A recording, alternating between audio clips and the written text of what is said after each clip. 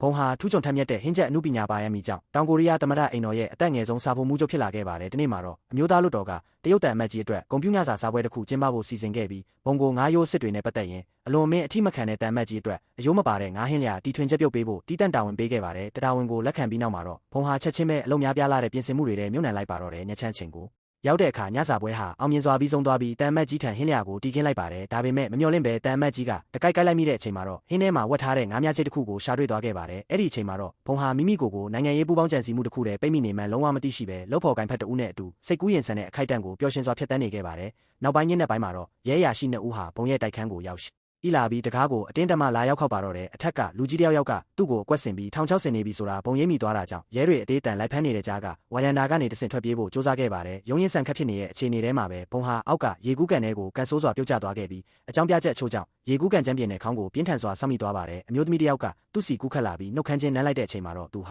ာရေအောက်ထဲကိုတဖြည်းဖြည်းပုံမနစ်မြုပ်သွားပါတော့တယ်ဘုံပြန်နိုးလာတဲ့အချိန်မှာတော့ထူးဆန်းတဲ့အခန်းတစ်ခုတည်းကမရင်းနှီးတဲ့ကုတင်တစ်ခုပေါ်မှာလဲလျောင်းနေတာကိုတွေ့လိုက်ရပါတယ်တခုခုတော့မားနေပြီဆိုတာသူခံစားမိတာကြောင့်အနာကမန်ချက်စီအပြေးလွှာသွားကြည့်မိတဲ့အခါမှာတော့မိမိကိုယ်ကိုအမျိုးသမီးတို့အဖြစ်ပြောင်းလဲသွားတာကိုမြင်လိုက်ရပြီးထိတ်လန့်တုန်လှုပ်သွားပါတော့တယ်ခဏလောက်စဉ်းစားပြီးနောက်မှာတော့ဘုံကသူရေကူးကန်နဲ့ပြုတ်ကျသွားတဲ့တန်ကြောင့်အိမ်မက်တစ်ခုထဲမှာပိတ်မိနေတာဖြစ်ရမယ်လို့ကောက်ချက်ချလိုက်ပါတယ်ဘာတွေဖြစ်ပျက်ခဲ့လဲဆိုတာစုံစမ်းဖို့အတွက်သူခန်းပြင်ကိုတိတ်တဆိတ်ထွက်လာခဲ့ပါတယ်ဒါပေမဲ့အပြင်ဘက်ကိုရောက်တဲ့အခါမှာတော့ယာနဲ့ချီတဲ့အမျိုးသမီးတွေကသူ့ကိုအယိုသေးပေးဥညွတ်ပြီးကျင်ရတော်မင်းသမီးလို့ခေါ်ဝေါ်နှုတ်ဆက်နေကြတာကိုအန်နာမင်သက်စွာမြင်တွေ့လိုက်ရပါတယ်အန်အားတင်သွားတဲ့ဘုံဟာအဆောက်အုံပြင်ဘက်ကိုအပြေးလွှာထွက်လာခဲ့ပေမဲ့ရုတ်တရက်သူ့ရဲ့ခြေထောက်နဲ့ချောင်းကြားမှာအေးစိမ့်စိမ့်ခံစားချက်ကိုခံစားလိုက်ရပါတယ်အဲ့ဒီအချိန်ကျမှသာသူဟာမိမိရဲ့ငှက်ပြောသီးပြောက်ဆုံးသွားပြီဆိုတာကိုတတိပြဦးမိပါတော့တဲ့အစပိုင်းမှာတော့သူဟာလူကုန်ကူးခံရပြီးလိမ်ပြောင်းလဲခြင်းခွဲစိတ်မှုအတင်းတမအလောက်ခံလိုက်ရတာလို့ထင်မှတ်ခဲ့ပါတယ်တိုးတော်လဲပတ်ဝန်းကျင်ကိုတေချာလေးလာကြည့်ပြီးတဲ့နောက်မှာတော့ဘုံဟာအတိတ်ကာလစီကိုအချင်းကြီးသွားမိသွားပြီဆိုတာကိုသဘောပေါက်သွားပါတယ်ဒီအမှန်တရားကသူ့ကိုကြီးစွာသောထိတ်လန့်မှုကိုဖြစ်စေခဲ့ပြီးနောက်ဆုံးမှာတော့သူဟာနန်းတော်ထဲကိုပြန်လဲခေါ်ဆောင်ခြင်းခံခဲ့ရပါတယ်စိတ်အေးလက်အေးဖြစ်သွားတဲ့အခါမှာတော့ဂျိုးဆိုးမင်းဆက်ရဲ့တက္ကရာ1850ခုနှစ်ကိုရောက်ရှိနေတာဖြစ်ပြီးသူ့ရဲ့လက်ရှိပင်ကိုလက္ခဏာကတော့တော်ဝင်မင်းသမီးဆိုရင်ဖြစ်နေတယ်ဆိုတာကိုအင်စီမင်္ဂလေးတဦးထံကနေသိရှိလိုက်ရပါတယ်အင်စီမင်္ဂလေးရဲ့ဆက်လက်ရှင်းပြချက်အရအမျိုးမီမသိတဲ့မတော်တဆမှုတစ်ခုဖြစ်ပွားပြီးနောက်ဆိုရန်ရဲ့ခန္ဓာကိုယ်ကိုကံရည်ပြင်ပေါ်မှာမျောနေတာကိုတွေ့ရှိခဲ့ရတာဖြစ်ပါတယ်ကံကောင်းထောက်မစွာပဲတော်ဝင်ရဲမက်တွေကအချိန်မီတွေ့ရှိပြီးနန်းတော်စီပြန်လဲခေါ်ဆောင်လာခဲ့တာဖြစ်ပါတယ်ဘုံကတော့သူနဲ့ဒီမျိုးသမီးဟာရေအားဖြင့်ဝိညာဉ်ချင်းအပြန်အလှန်လဲလှယ်မိသွားတာဖြစ်ပြီးသူအိမ်ပြန်နိုင်မဲ့တခုတည်းသောမျောလင်းချက်ဟာအဲ့ဒီကံရည်ပြင်ပဲဖြစ်လိမ့်မယ်လို့တွေးဆလိုက်ပါတယ်အင်စီမင်္ဂလေးရဲ့လမ်းပြမှုနဲ့အတူဘုံဟာကံရည်ပြင်ရှိရာစီကိုဥတီပြီးအသေးအတန်ပြေးသွားခဲ့ပါတယ်ဒါပေမဲ့ဝမ်းနည်းစရာကောင်းတာကသူ့ရဲ့အစီအစဉ်ဟာမမျှော်လင့်ပဲလွဲချော်သွားခဲ့ပြီးရွှွန့်တွေပြည့်ရှိတဲ့မြေပြင်ပေါ်ကိုပြင်းထန်စွာလဲကျသွားခဲ့ပါတ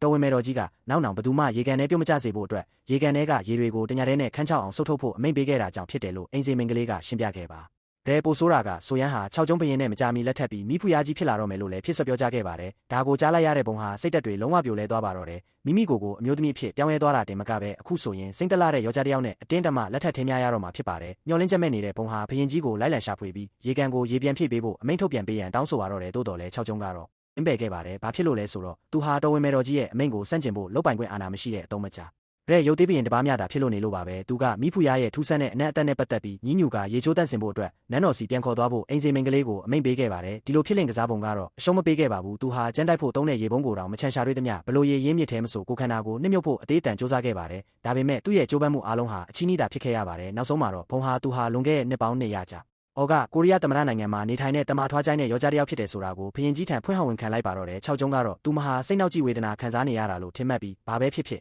သူမအမြန်ဆုံးပြန်လဲတက်တာလာစေဖို့ကူညီပေးပါမယ်လို့ကတိပေးခဲ့ပါတယ်အနားမှာရှိနေတဲ့အစေခံတွေကတော့အပြန်လန်ချစ်ခင်နေကြတဲ့မောင်နှံကိုကြည့်ပြီးအားကြနေကြပေမဲ့လိန်တူချင်းစိတ်မဝင်စားတဲ့ဘုံတယောက်တည်းသာပြုတ်အန်ကျင်လောက်အောင်ရွှင်ရှာစိတ်ပြက်နေခဲ့ရပါတယ်နန်းတော်ကိုပြန်ရောက်ပြီးတဲ့နောက်မှာတော့ဘုံဟာတော်ဝင်သမားတော်ကြီးရဲ့နာကျင်ဖွံ့ဖြိုးလာတဲ့စေကူတာမှုနှိပ်စက်ခြင်းတန်တွေကိုစတင်အောင်ဤသည်ခံခဲ့ရပါတယ်ရှောင်လဲလို့မရတဲ့ကံကြမ္မာနဲ့ရင်ဆိုင်ရတဲ့အခါမှာတော့သူဟာမိဖုရားကြီးတစ်ပါးအနေနဲ့သူ့ရဲ့အခန်းကဏ္ဍကိုမတက်တာပဲလက်ခံလိုက်ပါတော့တယ်ရန်နှဲငယ်ကြမှာတော့မင်္ဂလာပွဲကျင်းပမဲ့ရဲ့ရောက်ရှိလာခဲ့ပါတယ်အတိတ်ကာလကမင်္ဂလာပွဲတွေဟာဒီလောက်ထိရှုပ်ထွေးလိမ့်မယ်လို့ဘုံတစ်ခါမှမမျှော်လင့်ထားခဲ့ပါဘူးလေးလံလာတဲ့တော်ဝင်ဝတ်စုံကိုဝတ်ဆင်ရယုံတင်မကပဲအလေးချိန်20ပေါင်ရှိတဲ့တရားဖူကိုလည်းစောင်းထားရပါတယ်အခမ်းအနားစတင်တဲ့အခါမှာတော့ဘရင်နဲ့မိဖုရားဟာကော်စောနီဘော်ကိုလန့်တက်လိုက်ကြပါတယ်အဲ့ဒီအချိန်မှာပဲဘုံကနောက်ပြောင်ကြည့်စေတဲ့အပြုံးတစ်ခုကိုပြုံးလိုက်ပါတယ်သူမဟာဂျိုးဆုံးခေတ်မှာပထမဆုံးဘရာဇီးယားမှာပါပဲတွာလာတဲ့အမျိုးသမီးဖြစ်လာစေဖို့အတွက်ယင်စီပတ်တီးကိုတိတ်တဆိတ်ဖယ်ရှားပြလိုက်ပါတယ်အဲ့ဒီနောက်မှာတော့အင်စီမင်္ဂလေးရဲ့အကူအညီနဲ့အတူတတ်မှတ်ထားတဲ့မင်္ဂလာအခမ်းအနားထုံးတမ်းစင်လာတွေကိုအောင်မြင်စွာအဆုံးသတ်နိုင်ခဲ့ပါတယ်ဘုံကသူနောက်ဆုံးမှာစိတ်အေးလက်အေးနားနားနေနိုင်ပြီလို့ထင်လိုက်တဲ့အချိန်မှာပဲအင်စီမင်္ဂလေးကသူမအနေနဲ့တော်ဝင်ရင်သွေးတဦးကိုအမြန်ဆုံးပြလိတန်နေယူရတော့မယ်ဆိုတာတတိပေးလိုက်ပါတယ်ဒါဟာဒီနားမှာသူမအနေနဲ့ဘရင်ကြီးနဲ့အတူအိတ်ဆက်ရမယ်ဆိုတဲ့အတိတ်ပဲဖြစ်ပါတယ်ဘုံဟာဒီသတင်းကြောင့်တုံ့လှုပ်ချောက်ချသွားခဲ့ရပါတယ်သူမဟာဘရင်ကြီးကိုစပ်ပြစ်ဝိုင်ချို့တိုက်ကြွေးပြီးမူရည်ရီဝေအောင်လုပ်ဖို့စ조사ခဲ့ရင်မဲ့6ကျုံးက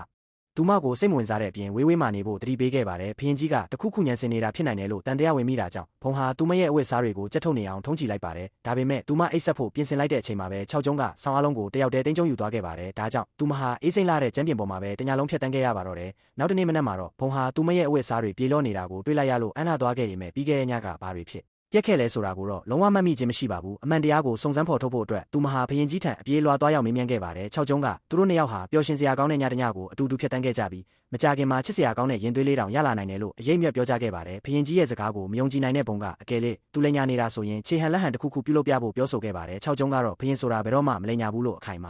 ပြောဆိုခဲ့ပါတယ်ဘုရင်ကြီးရဲ့တည်ကြည်တဲ့မျက်နှာမူအရာကိုမြင်လိုက်ရတဲ့အခါမှာတော့ဖုံဟာယောက်ျားတစ်ယောက်အနေနဲ့ရှိခဲ့တဲ့သူမရဲ့စိတ်တည်ရန်တွေကိုပြန်လည်ရရှိဖို့အတွက်ပြပြတလဲဖြစ်သွားပါတော့တယ်သူမဟာယောက်ျားဝတ်စုံကိုလဲလှယ်ဝတ်ဆင်ပြီးပျော်ပါဖို့အတွက်နမည်ကြီးဆုံးပြည်တန်စာရက်ကွက်စီကိုဥတီသွားခဲ့ပါတယ်မူရလာတဲ့အခါမှာတော့ဖုံဟာသူမရဲ့ကိုယ်ပိုင်လက္ခဏာကိုလုံးဝမေ့လျော့သွားပြီးယောက်ျားလေးတက်စင်ကန်းထဲကိုရိမ့်ထိုးဝင်ရောက်သွားခဲ့ပါတယ်သူမဟာအနားမှာရှိတဲ့ယောက်ျားတစ်ယောက်ရဲ့ငှက်ပြောသီးကိုကြားEB ငါမှလည်းတစ်ချိန်ကအဲ့ဒီလိုရာမျိုးရှိခဲ့ဘူးတာပဲလို့ဝမ်းနေပန်းနဲ့ပြောဆိုလိုက်ပါတယ်အဲ့ဒီနောက်မှာတော့နှုတ်ဆက်ပါတယ်ငါရဲ့ငကားလေးရေလို့ညီးသွားရင်ငိုကြွေးပါတော့တယ်အဲ့ဒီအချိန်မှာပဲဘုရင်ကြီးဟာလည်းတော်ဝင်မေတော်ကြီးထံကနေအာနာပြန်လဲသိမ့်ပိုက်နိုင်မဲ့နေလန်းတွေကိုသူ့ရဲ့ယုံကြည်စိတ်ချရတဲ့နောက်လိုက်တွေနဲ့အတူရှုပ်ဝက်ပူးပေါင်းကြံစီဖို့နန်းတော်ပြင်မကိုတိတ်တဆိတ်ထွက်ခွာလာခဲ့ပါတယ်ရုတ်တရက်ဆိုသလိုမူရည်ရီဝေနေတဲ့ဘုံဟာအခန်းထဲကိုအတင်းတက်မှတိုးဝင်လာခဲ့ပါတယ်သူမဟာလိုက်ကာတွေရဲ့နောက်ွယ်ကနေဝေဝါးပေမဲ့ရင်းနှီးနေတဲ့ပုံရိပ်တစ်ခုကိုမြင်တွေ့လိုက်ရပြီးအခြေအနေကိုချက်ချင်းပဲတင်းမာသွားစေခဲ့ပါတယ်အဲ့ဒီအချိန်မှာပဲအချိန်ချက်ပေးကောင်းလောင်းတန်မိလာခဲ့ပါတယ်နန်းတော်တကားတွေမပိတ်ခင်ဘုံတယောက်နန်းတော်စီအမြန်ဆုံးပြန်သွားရတော့မှာဖြစ်ပါတ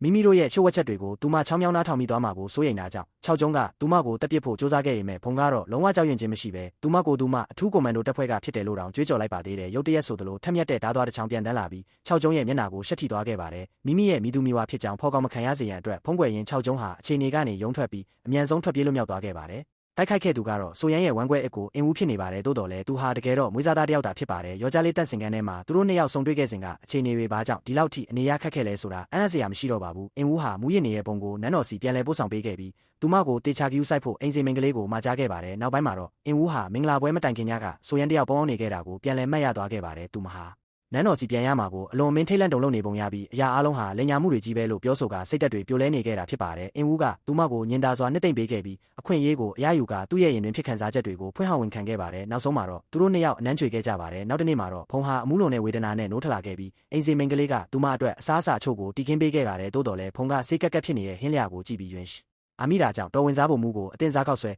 တာချက်ပြုတ်ပေးဖို့ညွှန်ကြားလိုက်ပါတော့တယ်စာဖို့မူကြီးဟာဒီခေါ်ဝေါ်ကိုနားမလဲပဲဝေခွဲမရဖြစ်နေခဲ့ပေမဲ့ဘုံရဲ့ညွှန်ကြားချက်အတိုင်းအဲ့ဒီတိုင်းတပါဟင်းလျာကိုပြင်ဆင်ချက်ပြုတ်ဖို့စ조사ခဲ့ပါတယ်အချိန်ချင်းစ조사ချက်ပြုတ်ပြီးတဲ့နောက်မှာတော့ဘုံကတော့ဘယ်ပုံစံကိုမှစိတ်ကျေနပ်မှုမရှိခဲ့ပါဘူးပထမဆုံးဟင်းလျာကကျမကြီးနဲ့အလွန်ကြီးညွတ်လုံးနေပြီးနောက်ထပ်ချက်တဲ့ဟင်းလျာတွေကလည်းပေါ်ပြက်ပြက်နိုင်လုံးတာဒါမှမဟုတ်ဆက်လုံးအဲ့ဒါမျိုးတွေဖြစ်နေခဲ့ပါတယ်နောက်ဆုံးမှာတော့စာဖို့မူကြီးဟာအလွန်မင်းမောပန်းနှွမ်းနေသွားခဲ့ပြီးငါဆက်မလုံးနိုင်တော့ဘူးမလုပ်ချင်တော့ဘူးလို့အော်ဟစ်ပါတော့တယ်အချိန်ကုန်မခံကျင်တော့တဲ့ဘုံဟာကိုယ်တိုင်ပဲချက်ပြုတ်ဖို့ဆုံးဖြတ်လိုက်ပါတယ်သူမဟာသူမရဲ့ဟင်းချက်စွမ်းရည်တွေကိုတေချာပြန်လဲသုံးသက်ပြီးဓာတ်ကိုကောက်ကင်လိုက်ပါတယ်မိဖုရားကြီးကတခါမှဟင်းမချက်ဘူးတာကြောင့်အိမ်စီမင်္ဂလေးကအလွန်စိုးရိမ်နေခဲ့ပါတယ်တိုးတော်လဲလူတိုင်းကိုအံ့အားသင့်စေတာကတော့ဘုံဟာမယုံနိုင်စရာကောင်းတဲ့အရှိန်ဟုန်နဲ့တိကျမှုတွေနဲ့အတူဟင်းသီးဟင်းရွက်တွေကိုအပြစ်ပြောစရာမရှိအောင်လိဖြတ်ပြခဲ့ပါတယ်နောက်ဆုံးမှာတော့အရသာရှိလာတဲ့ဟင်းလျာတစ်ခွက်ထွက်ပေါ်လာခဲ့ပါတော့တယ်ဘုံဟာအတင်းစားကောက်ဆွဲကိုသူမရဲ့အခန်းထဲပြန်ယူလာခဲ့ပြီးမိဖို့ချောင်းထဲမှာသူမရဲ့တစ္ဆာရှိအိမ်စီမင်္ဂလေးနဲ့အတူအရသာရှိတုံးဆောင်ခဲ့ပါတယ်တော်ဝင်စားဖို့မူကြီးကဘုံရဲ့ဟင်းချက်စွမ်းရည်ကိုအထင်ကြီးမိပေမဲ့ဒီစားအစာကအပြင်ပန်းကြည့်ကောင်းယုံတာရှိပြအရသာကတော့ဆိုးရွားလိမ့်မယ်လို့ပဲအခိုင်အမာယုံကြည်နေစေဖြစ်ပါတယ်သူ့ရဲ့အယူအဆကိုတက်တည်ပြဖို့အတွက်စာဖို့မူကြီးဟာအိုးထဲမှာကြံနေတဲ့အစားအစာအကျွင်းကြံတွေကိုမြည်စမ်းကြည့်လိုက်ပါတယ်သူဟာထိတ်လန့်တုန်လှုပ်မှုကြောင့်ဇုံးကိုတောင်လက်ကနေလွတ်ကျသွားခဲ့ပြီးဒီကဘာပေါ်မှာဒီလောက်ထိအရသာရှိတဲ့ဟင်းလျာမျိုးရှိနိုင်ပါမလားဆိုပြီးအန်ကားမင်တက်သွားခဲ့ရပါတယ်မကြာမီမှာပဲအင်ဦးဟာအဲ့ဒီညကသူမကိုရေကန်ထဲတွန်းချခဲ့သူကဘယ်သူလဲဆိုတာကိုစုံစမ်းဖော်ထုတ်ချင်တာကြောင့်သူချစ်ရသူစီကိုလာရောက်လေပတ်ခဲ့ပါတယ်ဘုံကတော့ဒီကိစ္စနဲ့ပတ်သက်ပြီးဝေခွဲမရဖြစ်နေတာကြောင့်သူမရဲ့အတိတ်မေယောဂခံစားနေရပါတယ်လို့လိန်ညာပြောဆိုလိုက်ရပါတယ်အင်ဦးကတော့စိတ်ပြတ်သွားခဲ့ရပါတယ်ဘာဖြစ်လို့လဲဆိုတော့ဒါဟာသူမအနေနဲ့သူတို့နှစ်ယောက်ရဲ့အနမ်းတွေကိုမေ့လျော့သွားပြီဆိုတဲ့အတိတ်ပဲဖြစ်နေလို့ပါပဲတိုးတော်လဲသူကတော့ဒါကိုအပြင်းပန်းမပြပဲသူမကိုကာကွယ်ဆောင်ရှောက်ပါမယ်လို့ကတိပေးခဲ့ပါတယ်အဲ့ဒီအချိန်ကျမှသာဘုံဟာသူမဟာအကွက်စင်အစီမံမျိုးစုံနဲ့ပြည့်နှက်နေတဲ့နန်းတော်တွေကိုရောက်ရှိနေတာဖြစ်ပြီးဒါဟာလဲပတ်ပန်းဖြေရမယ့်အချိန်မဟုတ်ဘူးဆိုတာကိုသဘောပေါက်သွားပါတော့တယ်ဒါပေမဲ့အမှန်တရားကိုဘယ်လိုစုံစမ်းရမလဲဆိုတာမတေချာတာကြောင့်ဘုံဟာသူမကျွမ်းကျင်ဆုံးရာကိုလှုပ်ဆောင်ဖို့နဲ့အစားအစာတွေနဲ့သူတို့ကိုအောင်နိုင်ဖို့ဆုံးဖြတ်လိုက်ပါတယ်သူမရဲ့ပထမဆုံးပြစ်မှတ်ကတော့ရေကန်ထဲကရေတွေကိုခန်းချောက်အောင်စုပ်ထုတ်ဖို့အမိန့်ပေးခဲ့တဲ့တော်ဝင်မေတော်ကြီးရဲ့ဖြစ်ပါတယ်တိုးတော်လဲမိမိရဲ့လုပ်ပိုင်ခွင့်အာဏာကိုကာကွယ်ခြင်းနဲ့မနာလိုဝင်တို့တက်တဲ့တော်ဝင်စာဖို့မူကြီးကတော်ဝင်မေတော်ကြီးအတွက်ပြင်ဆင်ထားတဲ့အစားအစာတွေကိုဘုံလာရောက်စစ်ဆေးတာကိုခွင့်မပြုဘဲညှင်းပယ်ခဲ့ပါတယ်ဒေါသထွက်သူ အားတဲ့ပုံကသူမရဲ့ဟင်းချက်စွမ်းရည်ကိုတက်တည်ပြဖို့အတွက်စာပုံမူကြီးကိုစိန်ခေါ်လိုက်ပါတော့တယ်အစပိုင်းမှာတော့စာပုံမူကြီးကသူမရဲ့ရန်စမှုကိုဂယူးမဆိုင်ခဲ့ရမဲ့ချက်ချင်းပဲလက်ခံလိုက်ပါတယ်ဘုံကသူ့ကိုလောင်ပြောင်လိုက်တဲ့အချိန်မှာပဲအစေခံတူကခေါင်းလောင်းတီးလိုက်ပြီးပြိုင်ပွဲကိုစတင်လိုက်ပါတော့တယ်စာပုံမူကြီးကဓာတ်ကိုကောက်ကင်ပြီးမုံလာဦးနီကိုအစွမ်းကုန်လိဖျက်လိုက်ပေမဲ့ဘုံကတော့ပုံမမြန်ဆန်လာပြီးတခွားသည့်အချို့ကိုအားဆိုင်စရာမလိုပဲပါပါလိပြလိုက်ပါတယ်မိနစ်အနည်းငယ်ကြာချက်ပြုတ်ပြဤတဲ့နောက်မှာတော့ဘုံရဲ့ဟင်းလျာဟာအစင်သင့်ဖြစ်သွားခဲ့ပါပြ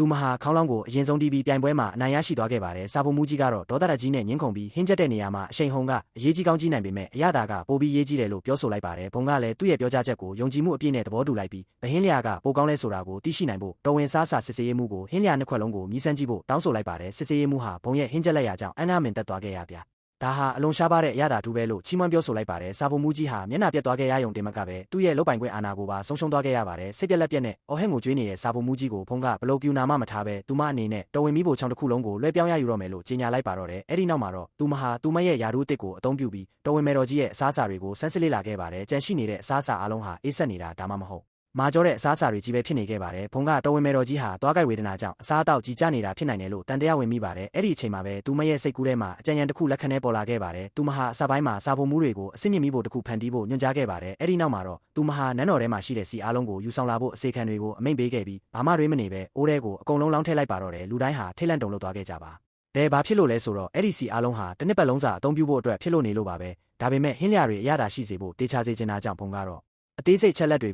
ိုဂယူးမဆိုင်ပါဘူးသူမဟာအမဲသားကိုကျွမ်းကျင်စွာကင်တွယ်ပြီးစီတဲကိုထက်ကအပူရှိန်နှဲငယ်နဲ့တညာလုံးအေးအေးဆေးဆေးကြော်လိုက်ပါတယ်နောက်တစ်ဆင့်အနေနဲ့သူမဟာမပြုတ်ပြင်ရသေးတဲ့ငါးကိုအပိုင်းပိုင်းလိပြီးစားကြမ်းတွေအပြည့်ထည့်ထားတဲ့ဖုတ်ကင်မန်းထဲကိုထက်ကမိသွေးခဲတွေရှိတဲ့မီးဘိုထဲကိုထည့်လိုက်ပါတယ်သူမရဲ့အတိတ်ပဲမရှိတဲ့လောက်ရက်တွေကိုကြည့်ပြီးစာပုံမူကြီးဟာအပူရှိန်ကိုတိတိကျကျထိန်းချုပ်နိုင်ဖို့အတွက်အဖိုးတန်လာတဲ့ကုန်ကျန်းပစ္စည်းတွေကိုနှမျောတတ်တာဖြစ်နေခဲ့ရပါတယ်ဘုံဟာမီးဘိုနားမှာတညာလုံးစောင့်ဆိုင်နေခဲ့ပါတယ်ကံကောင်းထောက်မစွာပဲကျိုးပန်းအားထုတ်မှုအားလုံးဟာထိုက်တန်တဲ့ရလဒ်ကိုရရှိခဲ့ပါတယ်သူမဟာမစ်ရှလင်စံနှုန်းတွေအတိုင်းဟင်းလျာတွေကိုပန်းကန်နဲ့လှပစွာပြင်ဆင်ပြီးတော်ဝင်မေတော်ကြီးထံအကောင်းဆုံးဟင်းလျာကိုဆက်တက်လိုက်ပါတယ်တိုးတော်လဲအဲ့ဒီအချိန်မှာတော့တော်ဝင်မေတော်ကြီးဟာသွားကြိုက်ဝေဒနာကြောင့်အစားအသောက်လုံးဝပြတ်နေခဲ့ပါတယ်ဒါပေမဲ့မိဖုရားကြီးကဒီစားစာကိုပြင်ဆင်ဖို့အတွက်တညာလုံးအချိန်ပေးခဲ့ရတယ်ဆိုတာကိုသိရှိသွားတဲ့အခါမှာတော့သူမဟာတကိုက်လောက်မီးစမ်းကြည့်ဖို့ဆုံးဖြတ်လိုက်ပါတယ်ဘုံကရလက်ကိုစိုးရိမ်တကြီးနဲ့စောင့်ဆိုင်နေတဲ့အချိန်မှာပဲတော်ဝင်မေတော်ကြီးဟာဒေါသထွက်နေတဲ့မျက်နှာမူရာနဲ့ထွက်လာခဲ့ပါတယ်ဘုံကသူမရှုံးနေသွားပြီလို့ထင်မှတ်ခဲ့ပေမဲ့သူမကိုအံ့မသွားစေတာကတော့အလွန်မင်းချီးမွမ်းခြင်းကိုခံလိုက်ရတာပဲဖြစ်ပါတယ်တော်ဝင်မေတော်ကြီးကဒီဟင်းလျာတွေဟာကျမ်းမာရေးနဲ့နှုတ်ပြမှုကိုထိမ့်သိမ်းပေးနိုင်တယ်လို့ထပ်လောင်းပြောကြားခဲ့ပြီးဘုံကလည်းတော်ဝင်မေတော်ကြီးကိုနေ့တိုင်းကိုယ်တိုင်ကိုယ်ကျပြုစုလုပ်ကြွေးပါမယ်လို့ကတိပေးခဲ့ပါတယ်တော်ဝင်မေတော်ကြီးဟာအလွန်မင်းဝမ်းမြအောက်သွားခဲ့ပြီးရေကန်ကိုရေချက်ချင်းပြန်ဖြည့်ဖို့အမိန့်ပေးလိုက်ပါတော့တယ်ဝမ်းနေစရာကောင်းတာကဒါဟာ1900စုနှစ်ဖြစ်တာကြောင့်ဒီအလုပ်ကိုပြီးမြောက်အောင်ကူညီပေးနိုင်မဲ့အစစ်မြစ်ဆက်ပစ္စည်းတွေမရှိပါဘူးဒါကြောင့်အစေခံတွေဟာတစ်သားပုံးတွေကိုအသုံးပြုပြီးရေကိုလက်နဲ့ပဲတည်ယူနိုင်ခဲ့ကြတာကြောင့်လုပ်ငန်းစဉ်ဟာအလွန်မင်းနှေးကွေးနေခဲ့ရပါတယ်ဘုံဟာစိတ်ပြတ်သွားခဲ့ပြီးနေလန်တစ်ခုကိုအမြန်ဆုံးစဉ်းစားလိုက်ပါတယ်သူမဟာအစေခံတဦးချင်းစီကိုတနေရာထဲမှာပဲနေစေပြီးရေပုံးတွေကိုတယောက်ကနေတယောက်စီလက်ဆင့်ကမ်းခိုင်းလိုက်ပါတယ်လူတိုင်းဟာဒီစနစ်အပေါ်စိတ်ကျေနပ်မှုရှိခဲ့ကြပါတယ်ဘာဖြစ်လို့လဲဆိုတော့ဒါဟာအလုပ်ကိုပုံမလွယ်ကူပြီးမြန်ဆန်စေလို့ပါပဲဘုံကဒီရေရှည်လုပ်ငန်းစဉ်ကိုကြီးကြပ်နေတဲ့အချိန်မှာသူတို့ဟာစိတ်ရှိသီးခံမှုနဲ့အတူအလုပ်ကိုဆက်လက်လုပ်ဆောင်ခဲ့ကြပါတယ်အဲ့ဒီအချိန်မှာပဲဖရင်ကြီးဟာဘုံကသူ့ရဲ့ချို့ဝှက်ချက်ကိုသိရှိနေသလားဆိုတာကိုစုံစမ်းကျင်နေခဲ့ပါတယ်သူမကိုစမ်းသပ်ဖို့အတွက်6ကျုံးဟာဆံပယ်လက်ဖက်ရည်တောက်သုံးဖို့တီးတန့်ဖိတ်ခေါ်ခဲ့ပေမဲ့ဘုံဟာပြင်းထန်တဲ့လက်ဖက်ရည်နှံကိုရရှိဤလိုက်တဲ့အချိန်မှာပဲအဲ့ဒီညကဖြစ်ပျက်ခဲ့တာတွေကိုရုတ်တရက်သတိရသွားခဲ့ပါတယ်။သူမကိုတတ်ဖို့စ조사ခဲ့တဲ့လူသက်သမားဟာ6ကျုံးဖြစ်တယ်ဆိုတာကိုသူမသဘောပေါက်သွားပါတော့တယ်။ဒီလက်ဖက်ရည်ထဲမှာအစိတ်ပါရမယ်ဆိုတာကိုသိရှိသွားတာကြောင့်သူမရဲ့မျက်ဝန်းတွေထဲမှာကြောက်ရွံ့မှုတွေပြည့်နှက်သွားခဲ့ရပါတယ်။သူမဟာလက်ဖက်ရည်ခွက်ကို6ကျုံးထံကမ်းပေးလိုက်ပြီးသူ့ကိုအရင်ဆုံးတောက်ဖို့တောင်းဆိုလိုက်ပါတယ်။မမျှော်လင့်ပဲ6ကျုံးကသူမကိုနှုတ်ခမ်းချင်းတေးပြီးလက်ဖက်ရည်တိုက်ကျွေးလိုက်ပါတော့တယ်။မကြာမီမှာပဲဘုံဟာမူးဝေလာတဲ့ခံစားချက်ကိုခံစားလိုက်ရပါတယ်။ဒါပေမဲ့အဲ့ဒီနောက်မှာတော့6ကျုံးဟာအိမ်မက်ထဲမှာအခြားမျိုးသမီးတစ်ယောက်ရဲ့နာမည်ကိုအော်ဟစ်ခေါ်ဆိုခဲ့တာကိုပြန်လည်မှတ်ရသွားခဲ့ပြီးသူမရဲ့ရင်ထဲမှာဒေါသတွေပြည့်နှက်သွားခဲ့ရပါတယ်။သူမကအခြားမျိုးသမီးတစ်ယောက်အတွက်နဲ့မင်းရဲ့ဇနီးကိုတတ်ဖို့ဘလို့တောင်စူးစမ်းရတာလဲလို့ဒေါသတကြီးအော်ဟစ်လိုက်ပါတယ်။အဲ့ဒီအချိန်ကျမှသာ6ကျုံးဟာဘုံကသူ့ရဲ့ချို့ဝှက်ချက်ကိုမသိရှိဘူးဆိုတာသဘောပေါက်သွားပါတော့တယ်။သူမကဒေါသတကြီးနဲ့ဆက်လက်အော်ဟစ်တာကငါဟာမင်းထက်အားနည်းနေလို့ဒါမင်းကငါ့ကိုပြစ်မှတ်ထားရတာပေါ့လို့ပြောဆိုလိုက်ပါတယ်ဒီစကားလုံးတွေက6ကျုံးရဲ့စိတ်နှလုံးကိုပြင်းထန်စွာနာကျင်စေခဲ့ပါတယ်သူဟာအားနည်းဆုံးဖြစ်တဲ့မိဖုရားကြီးကိုတိုက်ခိုက်ခဲ့ရတဲ့အကြောင်းရင်းဟာအင်အားကြီးမှသူတွေကိုရင်ဆိုင်ဖို့အတွက်သူ့ကိုယ်သူယုံကြည်မှုမရှိခဲ့လို့ပဲဆိုတာကိုသဘောပေါက်သွားပြီးအဆက်တကွဲနဲ့ထွက်ပြေးသွားခဲ့ပါတော့တယ်သူဟာနောက်နောင်ရုံမာတဲ့နေလန်းတွေကိုထပ်မံအသုံးမပြုတော့ပဲရန်သူတွေကိုပြောင်းကျပွင့်ပွင့်လင်းလင်းအနိုင်ယူမယ်လို့တစ္ဆာဆိုလိုက်ပါတယ်အဲ့ဒီအချိန်မှာပဲဘုံကတော့နန်းတော်ရဲ့အနေရရှိတယ်ဖူးပေါင်းကြံစီမှုတွေထဲမှာထပ်မံမပတ်သက်ချင်တော့ပဲလက်ရှိပြစ္ဆုတ်ပံကာလစီကိုအမြန်ဆုံးပြန်သွားချင်နေခဲ့ပါတယ်တိုးတော်လဲရက်တော်ကြာကုန်လွန်သွားခဲ့ရင်မဲ့ရေကန်ကတော့အခုထိရေမပြည့်သေးပါဘူးဘုံကဘသူမှကြီးကြပ်မဲ့သူမရှိလို့အစေခံတွေအလုတ်ခုန်နေကြတာဖြစ်မယ်လို့တွေးမိတာကြောင့်လုပ်ငန်းတိုးတက်မှုကိုစောင့်ကြည့်ဖို့အတွက်သူမကိုယ်တိုင်ရေကန်နားမှာတွားရောက်နေထိုင်ခဲ့ပါတယ်ပြင်းထန်လာတဲ့အပူရှိန်ကြောင့်သူမဟာအေးမြပြီးတောက်လို့ကောင်းမဲ့ဖျော်ရည်တစ်ခွက်ပြင်ဆင်ပေးဖို့တော်ဝင်စာပုံမှုကိုညွှန်ကြားခိုင်းရန်သူမရဲ့အိမ်စီမိန်ကလေးကိုဆေးလွတ်လိုက်ပါတယ်ယုံကြည်မှုတွေအပြည့်ရှိနေတဲ့စာပုံမှုကြီးဟာလည်းသူ့ရဲ့စစ်မှန်တဲ့ဟင်းချက်စွမ်းရည်ကိုထုတ်ပြဖို့အစင်သင့်ပြင်ဆင်လိုက်ပါတော့တယ်တေချာတာကတော့ဘုံဟာအဲ့ဒီဖျော်ရည်ပေါ်အလုံးစိတ်ကျေနပ်မှုရှိခဲ့ပါတယ်ပင်ပန်းကြီးစွာအလုံးလုံးနေကြတဲ့အစေခံတွေကိုမြင်ရတဲ့အခါမှာတော့ဘုံကအစေခံတဦးချင်းစီအတွက်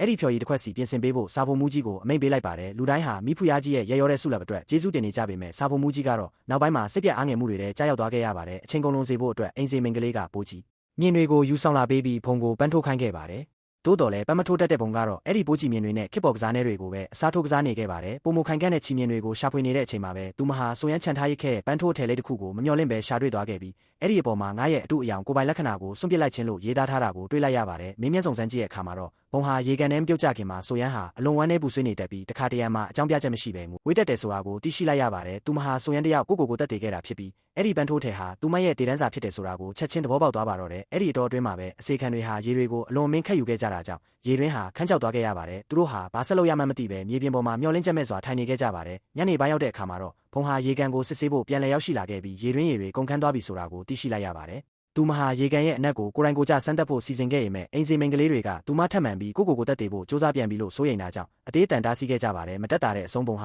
သူမနဲ့အရက်မောင်းတူတဲ့အစေခံတအုပ်ကိုရေထဲကိုဆင်းခိုင်းလိုက်ပါတယ်ဝမ်းနေစရာကောင်းတာကတော့ရေဟာသူ့ရဲ့ခန္ဓာကိုယ်တစ်ခုလုံးမြုပ်သွားလောက်အောင်အထိနှက်ဆိုင်ခြင်းမရှိတာကြောင့်သူမအနေနဲ့လက်ရှိပြစ္ဆုတ်ပံကာလစီကိုအခုချက်ချင်းပြန်လို့မရနိုင်သေးပါဘူးအဲ့ဒီနောက်မှာတော့ဘုံဟာတော်ဝင်မဲ့တော့ကြဤအတွက်အရသာရှိတဲ့ဟင်းလျာတွေကိုပြင်ဆင်ပေးခြင်းအပြင်သူမကိုဆက်လက်စည်းရုံးဖို့စ조사ခဲ့ပါတယ်အစပိုင်းမှာတော့သူမဟာအဖိုးတန်လာတဲ့နှုတ်ရည်အားလုံးကိုအိုးထဲလောင်းထည့်ပြီးတင့်တော်တဲ့ကုန်ကျန်းပစ္စည်းတွေကိုထည့်ကာရံဖန်ရံကာမှာအရသာကိုမြည်စမ်းကြည့်ခဲ့ပါတယ်နောက်တစ်ဆင့်အနေနဲ့သူမဟာအာလူလုံးလေးတွေကိုအိုးထဲကိုဂယူးတစိုက်ထည့်ပြီးအပူရှိန်နှဲငယ်နဲ့ဖြည်းဖြည်းချင်းချက်ပြုတ်လိုက်ပါတယ်ပန်းကန်နဲ့ပြင်ဆင်တည်ခင်းတဲ့အခါမှာတော့ဘုံဟာဟင်းလျာကိုပုံမလက်ရမြောက်ပြီးကြည်ကောင်းစေဖို့အတွက်လက်ဆက်တယ်ပန်းပွင့်လေးတွေနဲ့အလှဆင်လိုက်ပါတယ်သူမဟာရလက်အပေါ်စိတ်ကျေနပ်မှုရှိခဲ့ပြီးတော်ဝင်မယ်တော်ကြီးထံအဲ့ဒီဟင်းလျာကိုကိုယ်တိုင်ကိုယ်ကျသွားရောက်ဆက်တက်ခဲ့ပါတယ်တော်ဝင်မယ်တော်ကြီးဟာအစားအစာကိုအရသာရှိတုံးဆောင်ခဲ့ရမယ်ဟင်းလျာကအေးဆက်သွားပြီးအနှဲငယ်မှာသွားတာကြောင့်ပြည့်စုံခြင်းမရှိဘူးလို့ထောက်ပြခဲ့ပါတယ်ဒါအပြင်စံပြုတ်ကလည်းပန်းကန်ပြားပေါ်ကိုဖိတ်ဆင်နေခဲ့တာကြောင့်အမြင်အာရုံကိုထိခိုက်စေခဲ့ပါတယ်စိတ်တက်ကြသွားတဲ့ဘုံဟာလေးလံထိုင်းမိုင်းနဲ့စိတ်နှလုံးနဲ့အတူဝေါ်ရင်ပေါ်မှာထိုင်ပြီးသူမရဲ့နန်းဆောင်စီကိုပြန်လာခဲ့ပါတယ်သူမဟာစက်တိုက်တွေရောနေခဲ့ပြီးနောက်ဆုံးမှာတော့လိမ္မာပါနဲ့တဲ့အကြံဉာဏ်တစ်ခုရရှိသွားခဲ့ပါတယ်ဘုံဟာအဝစ်တစ်ခုကိုချုပ်လုံးပြီးတော်ဝင်အင်ဂျင်နီယာတွေထံညွှန်ကြားချက်များနဲ့အတူတွားရောက်ပေးဖိ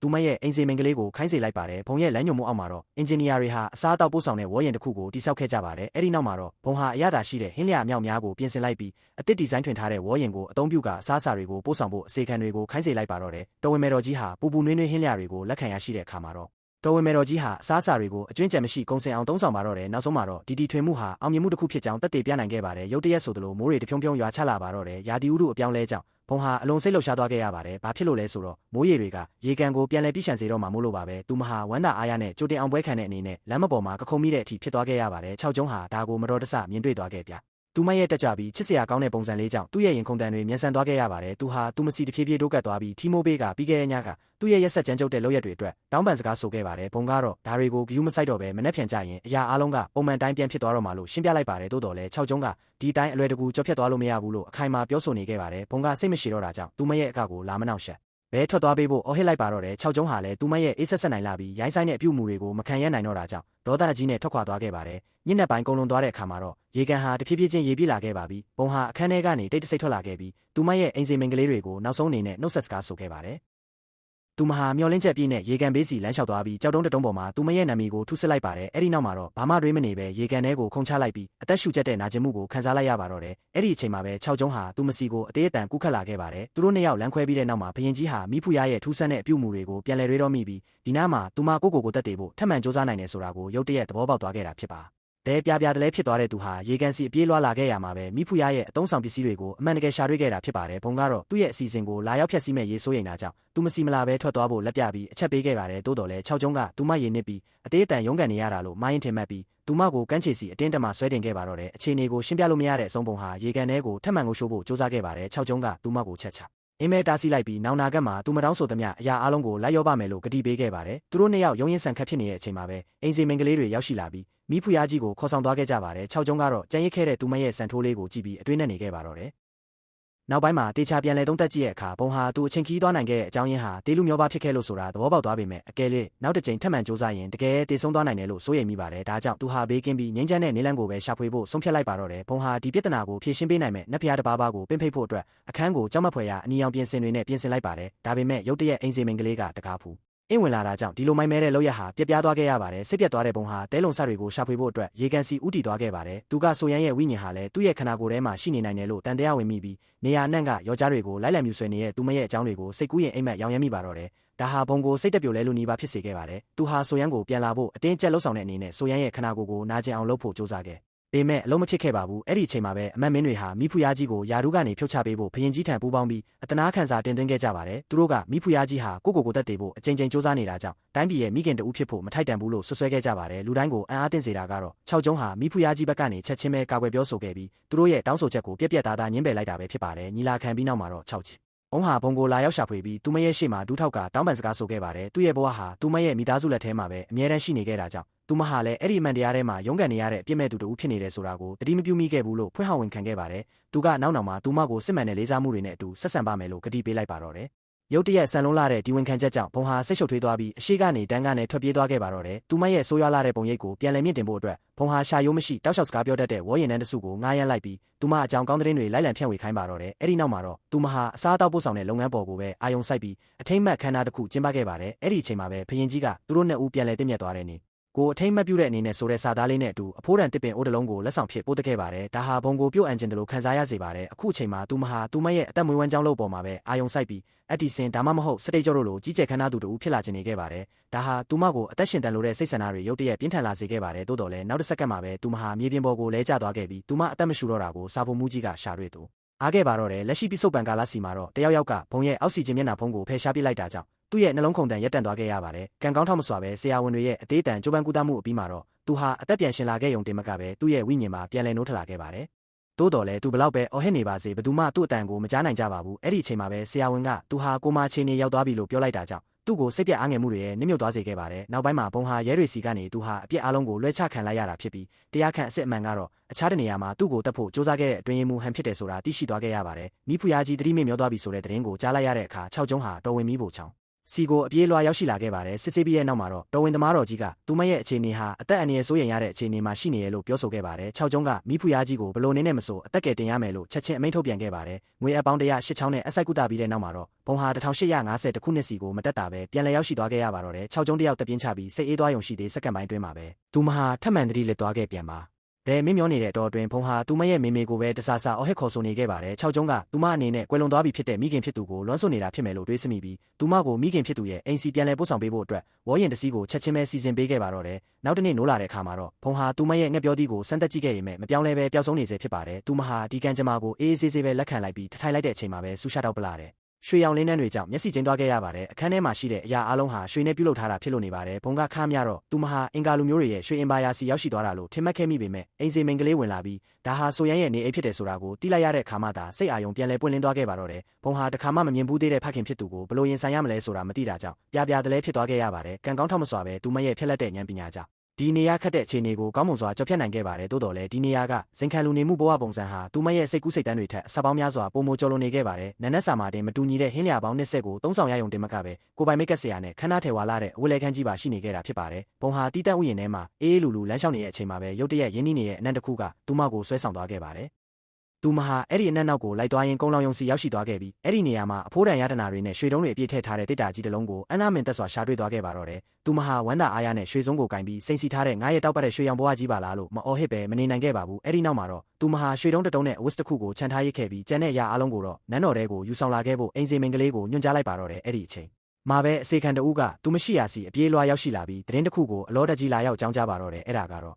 6ကျုံရောက်ရှိလာခြင်းပဲဖြစ်ပါတယ်6ကျုံကပန်းစည်းကိုကင်ပြီးသူမစီတိုးကပ်လာတဲ့အချိန်မှာပဲဆိုရန်မီဖူရားကြီးအဖြစ်ခန့်ခံရစဉ်ကပုံရိပ်တွေဟာဘုံရဲ့စိတ်အာရုံထဲမှာချက်ချင်းဆိုသလိုလက်ခနဲဖြတ်ပြေးသွားခဲ့တာကြောင့်သူမရဲ့မျက်နှာတစ်ခုလုံးရုပ်တရက်ညီရဲသွားခဲ့ရပါတယ်ဒါပေမဲ့ဘုံဟာလက်ရှိအမှန်တရားစီချက်ချင်းပဲစိတ်ပြန်ဆူဆီးလိုက်ပြီးအဲ့ဒီပန်းစည်းကိုအသုံးပြုကခန္ဓာကိုယ်ထဲကဆိုရန်ရဲ့ဝိညာဉ်ကိုမောင်းထုတ်ဖို့ကြိုးစားပါတော့တယ်ဒီလိုလုံးနေလင်ကစားသူမအနေနဲ့6ကျုံပေါ်စိတ်ကစားမိနေတာကိုတော့လုံးဝမထိန်ချုံနိုင်ခဲ့ပါဘူးဘုံဟာဆိုရန်ရဲ့ဝိညာဉ်ကဘယ်ချိန်မဆိုပြန်ရောက်လာနိုင်ပြီးသူကိုယ်တိုင်ကတော့ဆေးရုံကူတင်ပေါ်မှာထာဝရဥနောက်တေလူနာဖြစ်ကြံရစ်ခဲ့တော့မယ်ဆိုတဲ့မရေမြာအတိမျိုးဝင်လာခဲ့ပါတယ်အဲ့ဒီအချိန်မှာပဲအင်ဝူးကမဖိတ်ခေါ်ပဲရောက်ရှိလာခဲ့ပါတယ်ယောက်ျားနှစ်ယောက်ဟာအမျိုးသမီးတစ်ယောက်ရဲ့စိတ်နှလုံးကိုအရယူဖို့အတွက်အရက်တောက်ပြိုင်ပွဲတစ်ခုကိုစတင်ဆင်နွှဲကြပါတော့တယ်ဘုံကတော့ကလေးကလားဆန်ပြီးပြင်းစရာကောင်းလာတဲ့ဒီပြိုင်ပွဲကိုကြည့်ရင်အခြေအနေမှန်ထဲမှာတယောက်တည်းစိတ်မှန်လူမှန်ဖြစ်နေခဲ့ရပါတယ်တကယ်တော့6ကျုံဟာရှိုးဝက်မစ်ရှင်တစ်ခုကိုလှုပ်ဆောင်ဖို့လိုအပ်နေတာကြောင့်အရက်မှုကျင်အောင်ဆောင်နေခဲ့တာဖြစ်ပါတယ်သူဒီနေရာကိုလာရတဲ့ရွယ်ချက်ကတော့ကင်မန်မျိုးနွယ်စုတွေရဲ့ပြစ်မှုဆိုင်ရာတပ်တွေထောက်ထားတွေကိုရှာဖွေဖို့ပဲဖြစ်ပါတယ်နှစ်ပေါင်းများစွာအတွင်းမှာတော်ဝင်မေတော်ကြီးဟာသူမရဲ့အာဏာကိုအသုံးပြုပြီးသူမရဲ့မိသားစုအတွက်ကြီးမားလာတဲ့စီးစိမ်ချမ်းသာတွေကိုစုဆောင်းခဲ့တာဖြစ်ပါတယ်ဆိုရန်ရဲ့ဖခင်ဖြစ်သူဟာဘေးကင်းလုံခြုံစေဖို့အတွက်ဒါတွေကိုစည်ရင်းချဥစ္စာ ထဲမှာရှုပ်ဝက်မှတ်တန်းတင်ထားခဲ့ပါတယ်6ကျုံးအနေနဲ့အဲ့ဒီစီရင်ချုပ်စာအုပ်ကိုရှာဖွေတွေ့ရှိမှသာအာဏာကိုပြန်လည်ရယူနိုင်မှာဖြစ်ပြီးခြားစားနေတဲ့မင်းဆက်ကိုပြုပြင်ပြောင်းလဲနိုင်မှာဖြစ်ပါတယ်အဲ့ဒီအချိန်မှာပဲမျက်နှာဖုံးဆွထားတဲ့လူတစ်ယောက်ရုတ်တရက်ပေါ်လာခဲ့ပြီးသူကလည်းအဲ့ဒီစီရင်ချုပ်စာအုပ်ကိုလိုက်လံရှာဖွေနေပုံရပါတယ်သူတို့နှစ်ဦးပြင်းထန်စွာတိုက်ခိုက်နေကြစင်မှာပဲတန့်စင်ကန်းစီဥတီသွားနေတဲ့ပုံဟာဒီမြင်ကွင်းကိုမတော်တဆတွေ့မြင်သွားခဲ့ရပါတယ်သူမဟာညအိုးကောက်ကင်ပြီးအပြေးလွှာထွက်လာခဲ့ရမှာပဲ6ကျုံးကိုမတော်တဆရိုက်မိသွားခဲ့ပါတော့တယ်ကျေလောင်လာတဲ့အတန်ကြောင့်အင်ဝူရဲ့အာယုံဆိုင်မှုကိုခံလိုက်ရပြီးမိမိရဲ့ခြေရာကိုဖျောက်ဖျက်ဖို့အတွက်6ကျုံးကဖုံကိုအထဲစီချက်ချင်းဆွဲသွင်းကနမ်းလိုက်ပါတော့တယ်ဖုံဟာသူမရဲ့စိတ်လိုဆန္ဒတွေကိုမထိန်ကျုံနိုင်တော့ပဲသူ့ကိုအခန်းထဲစီဆွဲခေါ်သွားခဲ့ပါတော့တယ်နောက်တနေ့မနက်မှာတော့ဖုံနိုးလာပြီးပင်ကိုဗီဇာတိုင်း6ကျုံးကိုလမ်းပြီးစမ်းသက်ကြည့်မိပါတယ်6ကျုံးကရုတ်တရက်မျက်လုံးပွင့်လာတာကြောင့်သူမလမ်းဖြတ်သွားပြီးချက်ချင်းပဲအဝေးကိုလိမ့်ထွက်သွားခဲ့ပါတော့တယ်ရှုပ်ပွားနေတဲ့အခန်းကိုကြည့်ပြီးဖုံဟာသူတို့နှစ်ယောက်ညကတကယ်ပဲအတူတူပူပြင်းတဲ့ညတညကိုဖျက်တမ်းခဲ့ကြပြီလို့မာယွန်းထင်မှတ်သွားခဲ့ရပါတယ်သူမအိပ်ပျော်နေတဲ့အချိန်မှာ6ကျုံးဟာစရင်ကျုပ်စာအုပ်ကိုထပ်မံရှာဖွေခဲ့ပေမဲ့ဘာမှရှာမတွေ့ခဲ့ပါဘူးတော်ဝင်မယ်တော်ကြီးကိုဆက်လက်ဖားနိုင်ဖို့အတွက်ဖုံဟာနန်းတော်ပြင်ပကထူးခြားတဲ့အစားအစာတစ်ခုကိုရှာဖွေဖို့စီစဉ်လိုက်ပါတယ်အစပိုင်းမှာတော့အောက်ကျုံးကဒီလိုအောက်ခြေလူတန်းစားအစားအစာကိုအထင်သေးတယ်လို့ကြည့်ခဲ့ရင်မဲ့နောက်ဆုံးမှာတော့ငန်းငန်းတက်တအောင်သုံးဆောင်ပါတော့တယ်အဲ့ဒီအချိန်မှာပဲအနီးနားကရွာသားတွေကဘရင်ကြီးဟာအရေးချင်းမရှိပဲရုတ်တရုတ်ထက်မပိုဘူးလို့လောင်ပြောင်ခဲ့ရဲ့စကားဆိုလာကြပါတယ်ဒါကိုကြားလိုက်ရတဲ့6ကျုံးကပလင်းတစ်လုံးကိုကောက်ကင်ပြီးသူတို့စီတိုးကပ်သွားခဲ့ရင်မဲ့ပြန်လဲတုံ့ပြန်တိုက်ခိုက်မဲ့အစားသူကိုယ်တိုင်ပါဝင်ပြီးသူ့ကိုယ်သူပြန်လဲလောင်ပြောင်ခဲ့ရလိုက်ပါတော့တယ်ဆဲဆူစော်ကားတန်တွေကပုံမပြင်းထန်လာခဲ့ပြီးရွာသားတွေကဘရင်ဟာတစ္ဆာဖောက်မိသားစုကနေဆင်းသက်လာတာလို့တောင်ထဲ့သွင်းပြောဆိုလာကြပါတယ်ဒါကိုကြားလိုက်ရတဲ့အခါမှာတော့ဘုံဟာဒေါသအိုးပေါက်ကွဲသွားခဲ့ပြီးသူမဟာဘရင်ကြီးရဲ့ဖက်ဝင်တူဖြစ်တယ်လို့အကြီးညာကသူတို့ကိုရင်ဆိုင်ပါတော့တယ်အကယ်လေသူတို့အနေနဲ့ဘရင်ကြီးရဲ့မိသားစုကိုထပ်မံစော်ကားရင်စားပွဲကိုမောက်လန့်ပြစ်မယ်လို့တတိပေးလိုက်ပါတော့တယ်ကံကောင်းထောက်မစွာပဲ6ကျုံးကသူမကိုအချိန်မီတားဆီးနိုင်ခဲ့ပြီးသူ့ရဲ့ကျေးဇူးတင်စကားကိုပြောဆိုခဲ့ပါတယ်အဲ့ဒီအတော်အတွင်းမှာတော့တော်ဝင်မယ်တော်ကြီးဟာဘုံပြင်ဆင်ပေးခဲ့တဲ့ဟင်းလျာတွေကိုအလွန်မင်းလွှမ်းဆွနေခဲ့ရပါတယ်သူမဟာဘုံကိုနန်းတော်စီချက်ချင်းပြန်လဲဆင့်ခေါ်လိုက်ပြီးတော်ဝင်စာဘုံမှုတွေကိုသူမရဲ့ဟင်းချက်စွမ်းရည်တွေတင်ကြားပြသပေးဖို့အတွက်စီစဉ်ပေးခဲ့ကတာမန်ဆံပြုတ်ရီကိုဥပမာအနေနဲ့အသုံးပြုခိုင်းခဲ့ပါတယ်ဘုံဟာသူမရဲ့ပါရမီကိုထုတ်ပြခဲ့ပါတယ်သူမဟာအမဲရိုးစွပ်ပြုတ်အိုးတိုးကိုဂယူးတစိုက်ပြင်ဆင်ချက်ပြုတ်လိုက်ပါတော့တယ်အဲ့ဒီနောက်မှာတော့ကျက်ဥကာတွေကိုအမြုပ်ထွက်လာအောင်မွေခတ်ဖို့အတွက်ကိရိယာတစ်ခုပြုလုပ်ရန်အစေခံကိုညွှန်ကြားလိုက်ပါတယ်နောက်ဆုံးမှာတော့သူမဟာကျမ်းမာရေးနဲ့ညီညွတ်တဲ့အရန်ဟင်းလျာတွေကိုထမင်းပေါ်မှာတင်လိုက်ပြီးအမဲရိုးစွပ်ပြုတ်ရီကိုလောင်းထက်ကအပေါ်ကနေကျက်ဥမြုပ်လေးတွေနဲ့လှပစွာအလှဆင်လိုက်ပါတော့တယ်တိုးတော်လဲတော်ဝင်မယ်တော်ကြီးကအစပိုင်းမှာဒီလိုအောက်ခြေလူတန်းစားအစားအစာကိုအထင်သေးတယ်လို့ကြည့်ခဲ့ပေမဲ့ဗိုက်စာနေတာကြောင့်မတက်တာပဲတကိုက်လောက်မြည်စမ်းကြည့်လိုက်ပါတယ်သူမကိုအန်နာတို့အားစေတာကတော့ဒီဟင်းလျာရဲ့အရသာဟာသူမရဲ့မိခင်ဖြစ်သူကိုတတိယသွားစေတာပဲဖြစ်ပါတယ်တော်ဝင်မယ်တော်ကြီးရဲ့မျက်နှာပေါ်မှာထမင်းလုံးလေးတွေပေးချနေတာကိုမြင်လိုက်ရတဲ့အခါဘုံဟာသူမရဲ့စိတ်နှလုံးကိုဖန်ဆားနိုင်ခဲ့ပြီဆိုတာသိလိုက်ရပါတယ်သူမဟာအသားရည်အတွက်ကောင်းမွန်ပြီးမွေးပြက်တဲ့ရန်နှန်းရှိတဲ့ဆေးဖက်ဝင်အပင်တွေကိုရှာဖွေဖို့တော်ဝင်သမားတော်ကြီးကိုချက်ချင်းအမိန့်ပေးလိုက်ပြီးခေတ်ပေါ်မျက်နှာပေါင်းတင်မတ်တစ်ခုကိုဖန်တီးလိုက်ပါတော့တယ်မျောလင့်ထားတဲ့အတိုင်းပဲဒီနည်းပညာအသစ်ကတော်ဝင်မယ်တော်ကြီးကိုအလွန်အမင်းစိတ်ကျေနပ်မှုရရှိစေခဲ့ပါတ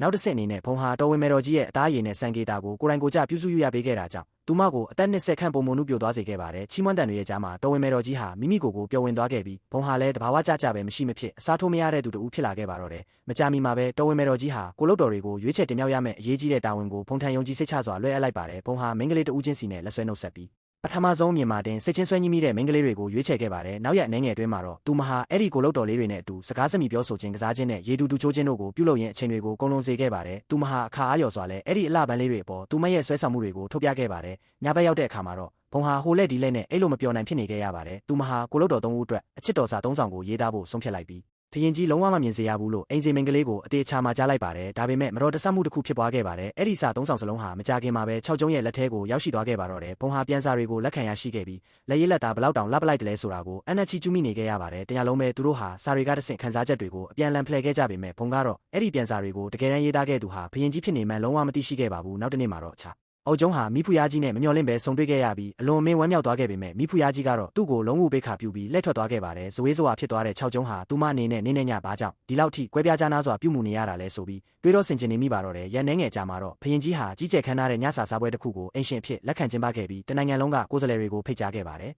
ကန်ဆိုးစွာပဲညစာစားပွဲကျင်းပမဲ့နေ့မှာတော်ဝင်စားဖို့မှုတွေနေမကောင်းဖြစ်သွားခဲ့ကြတာကြောင့်မိဖို့ချောင်းထဲမှာလူအင်အားမလုံလောက်ပဲဖြစ်သွားခဲ့ရပါတယ်ဘုံကဒါကိုတတိပြုမိသွားပြီးသူမရဲ့အကူအညီကိုပေးအပ်ဖို့ဆုံးဖြတ်လိုက်ပါတယ်သူမဟာညစာစားပွဲကနေတိတ်တဆိတ်ထွက်လာခဲ့ပြီးမိဖို့ချောင်းစီကိုဥတီသွားခဲ့ပါတယ်အဲ့ဒီနေရာမှာတော့ဘုံဟာတိုးလောင်ယုံတွေကကုန်ကျန်းပစ္စည်းအလုံးပုတ်တိုးပစ္စည်းနေတာကိုရှာတွေ့ခဲ့ရပြီးအဲ့ဒီနေ့မှာလာရောက်ပို့ဆောင်ရမယ့်ပစ္စည်းတွေကလည်းဘယ်တော့မှရောက်ရှိမလာခဲ့ပါဘူးကန့်သက်ချက်တွေ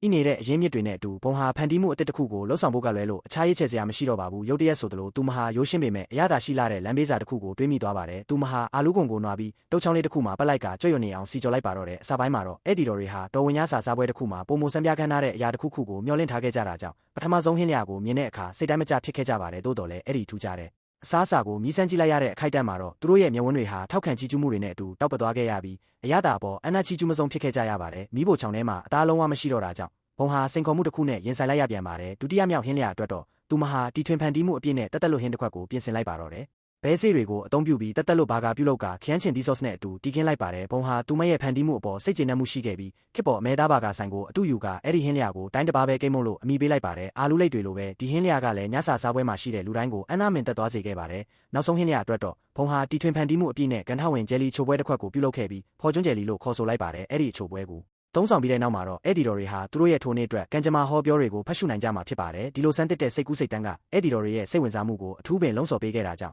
သူတို့ဟာကန်ဂျမာဟောတွေကိုစိတ်အားထက်သန်စွာဖတ်ရှုခဲ့ကြပါတယ်အစပိုင်းမှာအနှဲငယ်အစင်မပြေမှုအချို့ရှိခဲ့လင်ကစားပုံရဲ့လမ်းညွှန်မှုအောက်မှာတော့ညစာစားပွဲဟာကြီးကျယ်ခမ်းနားတဲ့အောင်မြင်မှုကိုရရှိခဲ့ပါတယ်အဲ့ဒီနောက်မှာတော့ဘုံဟာတင့်တော်တဲ့တော်ဝင်ဝတ်စုံကိုအမြန်ဆုံးလဲလှယ်ဖို့စင်ပြီးညစာစားပွဲစီကိုပြန်လည်ဦးတည်သွားခဲ့ပါတယ်အဲ့ဒီအချိန်မှာပဲဖရင်ကြီးကထူးခြားတဲ့မဲလိုက်ပွဲတော်တစ်ခုကျင်းပမဲ့အကြောင်းကြေညာလိုက်ပါတယ်ဒါဟာအမျိုးသမီးတွေကြားတဲ့ကအားပြိုင်ပွဲတစ်ခုဖြစ်ပေမဲ့ရက်ဆက်စရာကောင်းတာကတော့မတူညီတဲ့တိရစ္ဆာန်မျိုးတွေမှတ်သားခံထားရတဲ့အစေခံတွေဟာအမဲလိုက်ခံရမဲ့တားကောင်တွေဖြစ်နေလို့ပါပဲကံကောင်းထောက်မစွာနဲ့များတွေကိုတော့အထူးပြုပြင်ထားတာကြောင့်ထိခိုက်ဒဏ်ရာရရှိစေခြင်းမရှိပါဘူးဘုံကတော့ဒီလိုလူမဆန်တဲ့ပြိုင်ပွဲမျိုးကိုမရှုဆက်နိုင်တာကြောင့်အနားယူဖို့အတွက်တိတ်ဆိတ်တဲ့နေရာတစ်ခုမှာတိတ်တဆိတ်သွားရောက်ပုံအောင်နေခဲ့ပါတယ်ရုတ်တရက်ဆိုသလိုမြတဆင်းဟာသူမစီကိုဥတီလာခဲ့ပြီးမြပိခတ်သူကတော့ဖရင်ကြီးအနှစ်သက်ဆုံးဖြစ်တဲ့ကိုလုတ်တော်ဂျိုးပဲချစ်နေပါတယ်ကိုလုတ်တော်ဂျိုးဟာဖရင်နဲ့မိဖုရားတို့ကြားပုံမနီးဆက်လာတာကိုတတိပြုမိသွားတဲ့အချိန်ကစပြီးသူမရဲ့ရင်ထဲမှာမနာလိုဝန်တုံမှုတွေတနေတီလာခဲ့တာဖြစ်ပါတယ်သူမဟာမေတော်ကြီးနဲ့ပင်ပူပေါင်းပြီးမိဖုရားကြီးကိုအကွက်ဆင်ဖို့အထိကြံစီခဲ့တာသေးတယ်ကိုလုတ်တော်ဂျိုးဟာဘုံစီကိုဘာမှတွေးမနေပဲမြတဆင်းပြီးခတ်လိုက်ပေမဲ့အဲ့ဒီညကတစ်ပင်စီပိုင်းကိုသာတွားရောက်ဆိုင်ဝင်ခဲ့ပါတယ်ဘုံဟာအလွန်မင်းထိတ်လန့်သွားခဲ့ရပြီးအသက်ရှူဖို့တောင်ခက်ခဲသွားခဲ့ကဒီလောက်လာပါတဲ့အမျိုးသမီးတစ်ယောက်ကဒီလောက်ထိရက်ဆက်လိုက်မယ်လို့မယုံကြည်နိုင်အောင်ဖြစ်ခဲ့ရပါတယ်သူမဟာဒီအနေရရှိတဲ့နေရာကနေထွက်ပြေးခြင်းခဲ့ရင်မဲ့ကိုလုတ်တော်ဂျိုးကသူမကိုလူများရှေ့မှာအဆက်ခွဲစော်ကားပြီးမှမောက်မာစွာနဲ့ထွက်ခွာသွားခဲ့ပါတယ်ဒေါသထွက်သွားတဲ့ဘုံကပြန်လဲကလဲစားချေကိုဆုံးဖြတ်လိုက်ပေမဲ့သူမရဲ့အင်အားကအလွန်အားနည်းနေတာကြောင့်အခြေအနေကိုပိုပြီးတော့တောင်အနေရအခက်သွားစေခဲ့ပါတယ်တိုးတော်လည်းအစေခံတဦးရဲ့အကူအညီနဲ့အတူဘုံဟာနောက်ဆုံးမှာတော့အဖိုးတန်နဲ့အောင်ပွဲကိုရရှိသွားခဲ့ပါတော့တယ်ညစာစားပွဲပြီးဆုံးလူနီးပါးချိန်မှာတော့6ကျုံးဟာနမ်းမြင့်စင်မြင့်စီကိုဥတီသွားပြအမွှေးတိုင်ထုံးကဆူတောင်းမေတ္တာပို့တက်ခဲ့ပါတယ်မမျော်လင့်ပဲအမွှေးတိုင်အိုးပေါက်ကွဲသွားခဲ့တာကြောင့်6ကျုံးဟာပြင်းထန်စွာဒဏ်ရာရရှိသွားခဲ့ရပါတော့တယ်ဘာမှတွေးမနေရဲ့ဖုံကအရှိကိုအပြေးလွှားသွားခဲ့ပေမဲ့သူမရဲ့ဖခင်ဖြစ်သူကတားဆီးခဲ့ပါတယ်အခြေအနေတွေဟာချက်ချင်းပဲရုံးရင်ဆန်ခတ်ဖြစ်သွားခဲ့ရပါတော့တယ်အဲ့ဒီညနေမှာတော့ဖုံဟာ6ကျုံးစီကိုလာရောက်ကြည့်ရှုခဲ့ပါတယ်ဖရင်ကြီးရဲ့အသက်အန္တရာယ်မစိုးရိမ်ရတော့ပေမဲ့လည်းသူဟာအကြအာယုံဆုံးရှုံးသွားခဲ့ရပါပြီဖုံတယောက်ကြေကွဲဝမ်းနေစဉ်မှာပဲကိုလုတ်တော်ကြိုးရောက်ရှိလာပြီးအစေခံအားလုံးကိုမောင်းထုတ်ကအရာအားလုံးဟာမိဖုရားကြီးကြောင့်ဖြစ်ရတာလို့အပြစ်တင်ပါတော့တယ်ဒါတွေအားလုံးဟာကင်မျိုးနွယ်စုတွေရဲ့လက်ချက်လို့သူမကယုံကြည်နေတာကြောင့်ဖုံကိုဖရင်ကြီးနဲ့ဝေးဝေးမှနေဖို့တတိပေးခဲ့ပါတယ်ဘုံကလည်းဆိုရန်ရဲ့ဦးလေးကဒီကိစ္စရဲ့နောက်ွယ်မှာရှိနေနိုင်တယ်လို့တန်တရားဝင်မိတာကြောင့်ပြန်လည်ငင်းခုန်ခြင်းမပြုခဲ့ပါဘူးဒါကြောင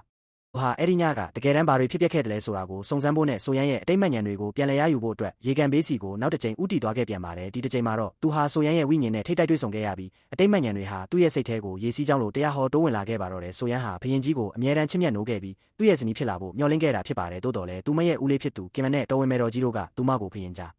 ားပြန်လဲထောက်လန်းဖို့အတင်းကျပ်ခိုင်းစေခဲ့ကြပါတယ်အကယ်၍သူမညှင်းဆန်ခဲ့ရင်သူမရဲ့အိမ်မက်ဟာဘယ်တော့မှအကောင့်ထဲပေါ်လာမှာမဟုတ်ပါဘူးသူမရဲ့ဖခင်ရင်းကတော့မှငွေကြေးနဲ့ယာရုကုန်ရှင်အတွက်သူမကိုစွန့်ပစ်ခဲ့တာဖြစ်ပါတယ်အဲ့ဒီအချိန်ကျမှသာသူမဟာသူမရဲ့တဘဝလုံးလိန်ညာမှုတွေပေါ်မှာပဲတိဆောက်ထားခဲ့ရတာဆိုတာသဘောပေါက်သွားခဲ့တာဖြစ်ပါတယ်ဘုံတယောက်အမှန်တရားကိုသိရှိသွားပြီးတဲ့နောက်မှာတော့သူမဟာရေကူးပြီးကမ်းပေါ်တက်ဖို့အသေးအတန်ရုန်းကန်ခဲ့ရကဒီနန်းတော်တစ်ခုလုံးကပဲဆိုရန်ကိုတက်ပစ်ခဲ့ဒါဆိုတာသဘောပေါက်သွားပါတော့တယ်နောက်တနေ့မှာတော့တော်ဝင်မေတော်ကြီးဟာတော်ဝင်ညီလာခံကိုကိုယ်တိုင်ကိုယ်ကျဥဆောင်ကျင်းပခဲ့ပါတယ်ဒါပေမဲ့လူတိုင်းကိုတုံ့လွတ်ချောက်ချသွားစေတာကတော့တတိမင်မျောနေတဲ့ဘုရင်ကြီးဟာအံ့စရာကောင်းလောက်အောင်အသက်ပြန်ရှင်နိုးထလာခဲ့တာပဲဖြစ်ပါတယ်တကယ်တော့မကြသေးမီကမှ6ကျုံးဟာကင်မျိုးနွယ်စုတွေကတရားမဝင်ရမ်းပြီးလူပောက်ကွဲစေတတ်တဲ့ပစ္စည်းတွေကိုထုတ်လုပ်ရောင်းချနေတာကိုစုံစမ်းသိရှိသွားခဲ့တာကြောင့်ဒီပောက်ကွဲမှုကိုတမင်တကာကြိုတင်အကွက်ဆင်စီစဉ်ခဲ့တာဖြစ်ပါတယ်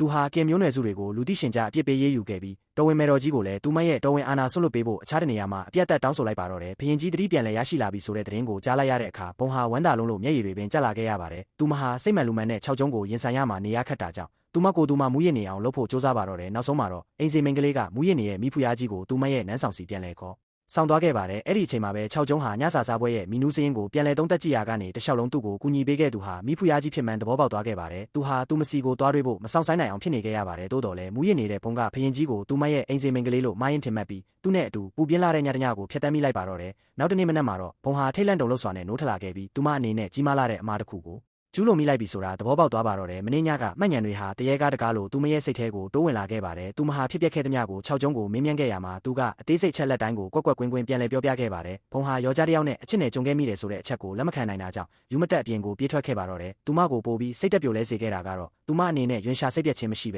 အဲ့ဒီအစားပြောမွေးဖို့တောင်စတင်လာခဲ့တာကြောင့်ဖြစ်ပါမင်းညကခနာကိုထိန်းချုပ်ခဲ့တာဟာဆိုရန်ရဲ့ဝိညာဉ်ဖြစ်ရမယ်လို့သူမကအခိုင်အမာယုံကြည်နေတာကြောင့်6ကျုံးနဲ့မိတိထိတွေ့မှုကိုမဆိုစတင်ရှောင်လဲပါတော့တယ်သူမရဲ့မူလကိုယ်ပိုင်လက္ခဏာကိုပြန်လည်ရရှိဖို့အတွက်ဘုံဟာရခင်ကလေးကရှိနေခဲ့တဲ့သူမရဲ့ချစ်သူဟောင်းနဲ့တွားရောက်တွေ့ဆုံဖို့ဆုံးဖြတ်လိုက်ပါတော့တယ် မျောလင့်ထားတဲ့အတိုင်းပဲအဲ့ဒီစာဟာဘရင်ကြီးရဲ့လက်ထဲကိုနောက်တစ်ကြိမ်ရောက်ရှိသွားပြန်ပါတယ်သူတို့နှစ်ဦးဆုံတွေ့ကြတဲ့အခါဘုံဟာအလွန်ထိတ်လန့်နေခဲ့ပေမဲ့6ကျုံးကသူမရေးခဲ့တဲ့အချစ်ကပြာကိုရွတ်ပြလိုက်တဲ့အချိန်ကျမှသာစာတွေမိုင်းရင်ပေးဖို့မိခဲ့မှန်သဘောပေါက်သွားပါတော့တယ်သူမဟာဒေါသတကြီးနဲ့သူ့ရဲ့ရင်ဘတ်ကိုရိုက်နှက်ပြီးအိမ်မက်ထဲမှာတောင်ဘာကြောင့်သူမရဲ့ရှေ့မှာခဏခဏလာပေါ်နေရတာလဲလို့မေးခွန်းထုတ်ပါတော့တယ်ဒါကိုကြားလိုက်ရတဲ့အခါ6ကျုံးဟာအလွန်ဝမ်းမြောက်သွားပြီးသူမကိုတင်းကျပ်စွာပွေ့ဖက်လိုက်တာကြောင့်ဘုံရဲ့ရင်ခုန်တန်တွေမြန်ဆန်သွားခဲ့ရပါတယ်အဲ့ဒီနောက်မှာတော့ဘုံဟာမိမိကိုယ်ကိုတန်တရားတွေနဲ့ပြည့်နှက်နေခဲ့ပါတယ်အဲ့ဒီအချိန်မှာပဲတော်ဝင်မေတော်ကြီးကအစားအစာချို့မြည်စမ်းကြည့်ဖို့သူမကိုဖိတ်ခေါ်ခဲ့ပါတယ်ဘုံကဖြော်ရည်ကိုတောက်တော့မဲ့အချိန်မှာပဲမိန်းကလေးငယ်တူရုတ်တရက်ပေါ်လာပြီးသူမစီကိုကြောက်ခဲတွေနဲ့လမ်းပစ်ပါတော့တယ်6ကျုံးဟာအပြေးလွှားရောက်ရှိလာပြီးသူမအဆင်ပြေရဲ့လားလို့စိုးရိမ်တကြီးမင်းမြန်းခဲ့ကတော်ဝင်မေတော်ကြီးကတော့အဲ့ဒီမိန်းကလေးငယ်ကိုအကျဉ်းထောင်ထဲထည့်ပစ်ဖို့အမိန့်ပေးလိုက်ပါတယ်နောက်ပိုင်းမှာ6ကျုံးကဘုံတောက်မဲ့ဖြော်ရည်ထဲမှာအစိတ်ပါနေခဲ့မှန်ဖွင့်ဟပြောပြခဲ့ပါတယ်တကယ်တော့ဒါဟာမေတော်ကြီးကဘုံနဲ့တော်ဝင်မေတော်ကြီးတို့ကြားတွေးခွဲဖို့အတွက်တမင်တကာထောင်ချောက်ဆင်ခဲ့တာဖြစ်ပါတယ်အဲ့ဒီမိန်းကလေးငယ်ဟာသူမရဲ့အသက်ကိုကယ်တင်ခဲ့သူဖြစ်မှန်ဘုံသဘောပေါက်သွားပြီးသူမကိုကယ်တင်ပေးဖို့6ကျုံးထံတောင်းပန်ပါတော့တယ်အဲ့ဒီညမှာဘုံဟာအကျဉ်းထောင်စီတိတ်တဆိတ်သွားရောက်ခဲ့ပြီးအဲ့ဒီမိန်းကလေးငယ်ရဲ့အပြစ်မဲ့မှုကိုတက်တည်ပြပေးပါမယ်လို့ကတိပေးခဲ့ပါတယ